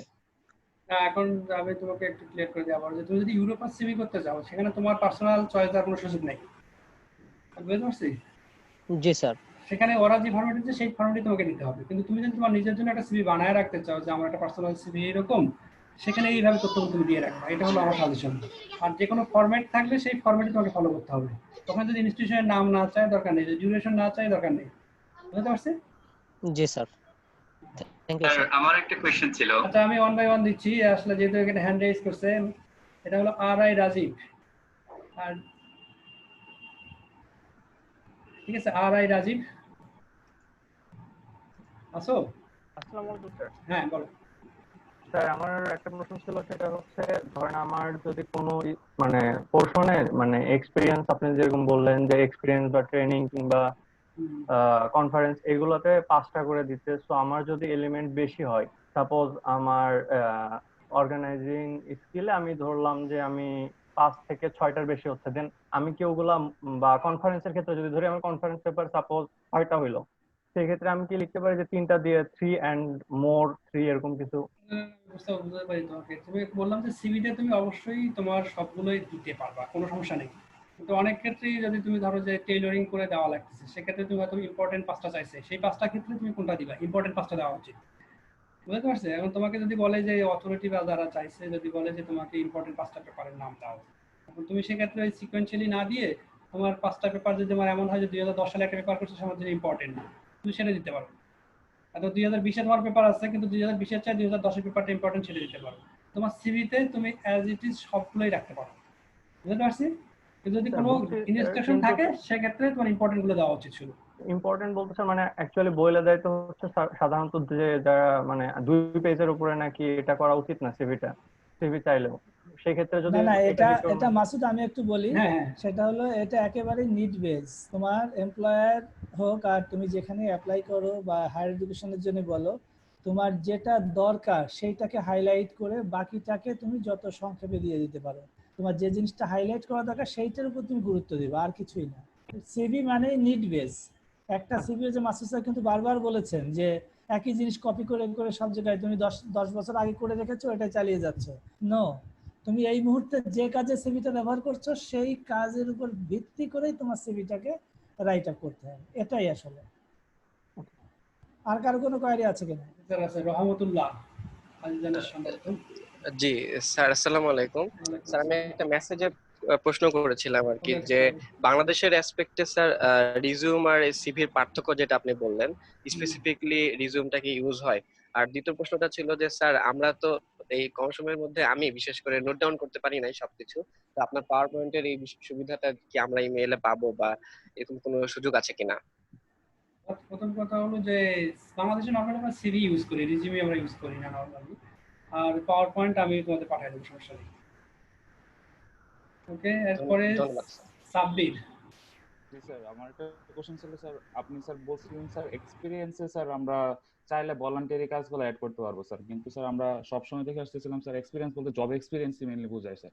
তো ওই জায়গায় স্যার কতটুকু গুরুত্ব বহন করবে স্যার ওইগুলো? এখন এটা আসলে যদি তোমার কিছুই না থাকে, মানে এটা কোনো নামে মাত্রায় কানামামা ভালো মতো, তোমার যদি জব এক্সপিরিয়েন্স না থাকে, অনেক ক্ষেত্রে আমি যেটা বললাম আবারও বলি যে এমন সংগঠন যেগুলো মোটামুটি বিশ্ববিদ্যালয় পর্যায়ে স্বীকৃত সংগঠন, যেমন আমি যে একটা নামও বলছি যে বাঁধন, তুমি বাঁধনের ধরো যে বিশ্ববিদ্যালয় শাখার সভাপতির দায়িত্ব পালন করছো, তার মানে তোমাকে একটা রেসপন্সিবিলিটি নিয়ে চলতে হয়েছে। এখন এটা কি তুমি এটা ইগনোর করার সুযোগ নেই, ইনডেপথে তুমি এটা অ্যাড করতে পারো। কিন্তু এমন যদি কোনো সংগঠন থাকে যে নাম সর্বস্ব, বছরে কোনো প্রোগ্রাম নেই, সেই সংগঠনের সভাপতি দিবে, এটা অ্যাড করার দরকার নেই। বুঝতে পারছি তোমাকে আমি। ওকে, ধন্যবাদ। তারপরে সাইফুর রহমান। আসসালামু স্যার। ফার্স্টে স্যার আমি শৈবালকে ধন্যবাদ জানাই আর আপনার সুন্দর প্রেজেন্টেশনের জন্য ধন্যবাদ জানাচ্ছি স্যার। আমার কুইটা হচ্ছে যে এই আমরা যে অনেকগুলো মানে কনফারেন্স কিংবা ওয়ার্কশপের জন্য আমরা এড করি, সেক্ষেত্রে স্যার অনেক সময় দেখা যায় যে বিভিন্ন আমি যেমন সেকেন্ড ন্যাশনাল জার্নালিজম ফেস্ট করে আসছি, বাট তাদের পক্ষ থেকে আমাকে কোনো সার্টিফিকেট দেওয়া হয়নি, সেটাকে আমি এড করতে পারবো? হ্যাঁ পারবা, এটার জন্য আসলে সার্টিফিকেট কেউ দেখতে চায় না, কনফারেন্সের সার্টিফিকেট, পার্টিসিপেন্ট সার্টিফিকেট অনেক ক্ষেত্রেই দেওয়াই হয় না, এটা সমস্যা জি স্যার, থ্যাংক ইউ স্যার। আর কারো কোনো কোশ্চেন রেইজ হ্যান্ড কিন্তু আর কারো নেই। আমার মনে হয় যে সবই হয়ে গেছে, আর কিছু দরকার নাই। সব শেষে আমানি একটু কথা বলতে চেয়েছিল, আমাকে মেসেজ দিয়েছিল। আমানি কি এই মুহূর্তে আছো কিনা? জি স্যার, আমি আছি স্যার। আচ্ছা, তুমি কথা বলো, তোমার কথার সাথে সাথে আমরা স্যারকে ধন্যবাদ দিয়ে শেষ করে দিব। জি স্যার। স্যার আমি এক মিনিটের ভিতরে। স্যার আমি প্রথমে দুঃখ প্রকাশ করছি স্যার, আমি নেটওয়ার্কের প্রবলেমের জন্য প্রথমে ঢুকতে পারি নাই। আর আমাদের আজকের আয়োজন ছিল শৈবালের যে how to professional skill development কোর্সের আন্ডারে প্রথম সেশন ছিল how to make a CV and cover letter, যেখানে ইনস্ট্রাক্টর হিসেবে আমাদেরকে সময় দিয়েছেন doctor MD Masudur Rahman sir, crop botany department থেকে। আমরা স্যারকে আন্তরিকভাবে ধন্যবাদ জানাই শৈবালের পক্ষ থেকে। আর স্যার আপনাকেও আপনার মানে এই যে আমাদেরকে শুরু থেকেই সাপোর্ট করে যাচ্ছেন, সেজন্য স্যার আমরা আপনার কাছে অসংখ্য কৃতজ্ঞ। আমি স্যার একটু আমাদের শৈবাল সম্পর্কে পার্টিসিপেন্টদের বলতে চাই। আমাদের শৈবাল আমাদের আসলে ফিশারিজ ফ্যাকাল্টির একটা মানে প্রফেশনাল স্কিল ডেভেলপমেন্টের ভলান্টিয়ার অর্গানাইজেশন, যেটা এখান থেকে আমরা আগেও বিভিন্ন ধরনের এরকম প্রোগ্রাম করেছি, how to face an interview, আর কিভাবে মেন্টালি সফটওয়্যার ইউজ করতে হয়। আর এটা আমাদের অনলাইন ভিত্তিক, আমাদের ইউনিভার্সিটিতেও মনে হয় এটা আমাদের প্রথম প্রোগ্রাম, যেখানে আমরা আসলে অনেক আনন্দিত আপনাদেরকে পাশে পেয়ে, প্লাস এত পার্টিসিপেন্ট, প্রায় 100 জনের মতো পার্টিসিপেন্ট আমরা পেয়েছি এই প্রোগ্রামে। সো আমরা স্যার এখান থেকে আসলে আমরা অনেক হ্যাপি। আমরা এখান থেকে ইন্সপিরেশন নিয়ে আমরা পরবর্তীতে আরো বিভিন্ন ধরনের প্রোগ্রাম অ্যাটেন্ড করার চেষ্টা করব, সেজন্য আমরা আপনাদেরকে সবসময় পাশে চাই। স্যার হয়তো অনেক ভুলভ্রান্তি থাকবে, সেগুলোকে আমরা যথাসম্ভব মিটিগেট করার চেষ্টা করব। তারপরেও পার্টিসিপেন্টদের প্রতি আমার অনুরোধ, স্যার যদি কারো কোনো অভিযোগ থাকে আমাদেরকে ইমেল করতে পারে বা আমাদের ফেসবুক পেজেও তারা জানাতে পারে। এছাড়াও নেক্সট সেশনের ডিটেলটা আমরা তাদেরকে ইমেইলে জানিয়ে দিব ইনশাআল্লাহ। আর স্যার ধন্যবাদ সবাইকে। আচ্ছা আমানি ধন্যবাদ। আমাদের সাথে শৈবালের জন্মলগ্ন থেকেই আছে রুয়েল আমাদের সাথে যুক্ত আছে। রুয়েল 30 সেকেন্ডের ভিতরে কিছু বলো। থ্যাংক ইউ স্যার আমাকে আলাদাভাবে সুযোগ দেওয়ার জন্য। আমি আসলে প্রথমেই মৃত্যুঞ্জয় কুন্ডু স্যারের কাছে অনেক কৃতজ্ঞ। আমরা শুরু থেকে যখন শৈবাল শুরু করি স্যার সবসময় আমাদের পাশে ছিলেন, সবসময় বিভিন্ন পরামর্শ দিয়েছেন কিভাবে কি করা যায় না করা যায়। আমি স্যারের কাছে অনেক কৃতজ্ঞ। আর বিশেষ করে ধন্যবাদ মাসুদুর রহমান স্যারকে, আজকে এই ধরনের একটা আমরা যে একটা ভলান্টিয়ারিং বলা যায়, এটা এই ধরনের একটা কাজে স্যার সহযোগিতা করছেন, প্রথম ক্লাসটা নিছেন। তো আমরা আশা করবো যে বাকি 3টি ক্লাস আছে আরো, এই 3টি ক্লাসে সবাই মানে অংশগ্রহণ করবেন এবং আমাদের যে রিকোয়ারমেন্ট, আমি যতদূর জানি যে যারা সবগুলা সেশন কমপ্লিট করবে তাদেরকে সার্টিফিকেট দেওয়া হবে। তো ধন্যবাদ আবারও সবাইকে। আচ্ছা, রিয়েল ধন্যবাদ। তুমি অনেক কষ্ট করে ভোর রাতে আমাদের সাথে যুক্ত হয়েছো। আর আমি স্পেশালি ডক্টর মাসুদকে ধন্যবাদ দিচ্ছি, অনেক কষ্ট করে মাসুদ এই সেশনটা রেডি করেছে এবং তোমাদের উদ্দেশ্যে থ্রো করেছে। আর ডেফিনেটলি শৈবালের পক্ষ থেকে যারা কাজ করছে তাদেরকে ধন্যবাদ দিচ্ছি এবং আমার মনে হয় যে আজকের মতো আমরা এখানে শেষ করি। আমরা পরবর্তী সেশনটা আমরা কবে নিতে পারবো? মাহবুব একটু অসুস্থ আর আমার একটু ব্যস্ততায় সময় কাটছে, তো সেক্ষেত্রে আমার মনে হয় যে আমরা ঈদের পরে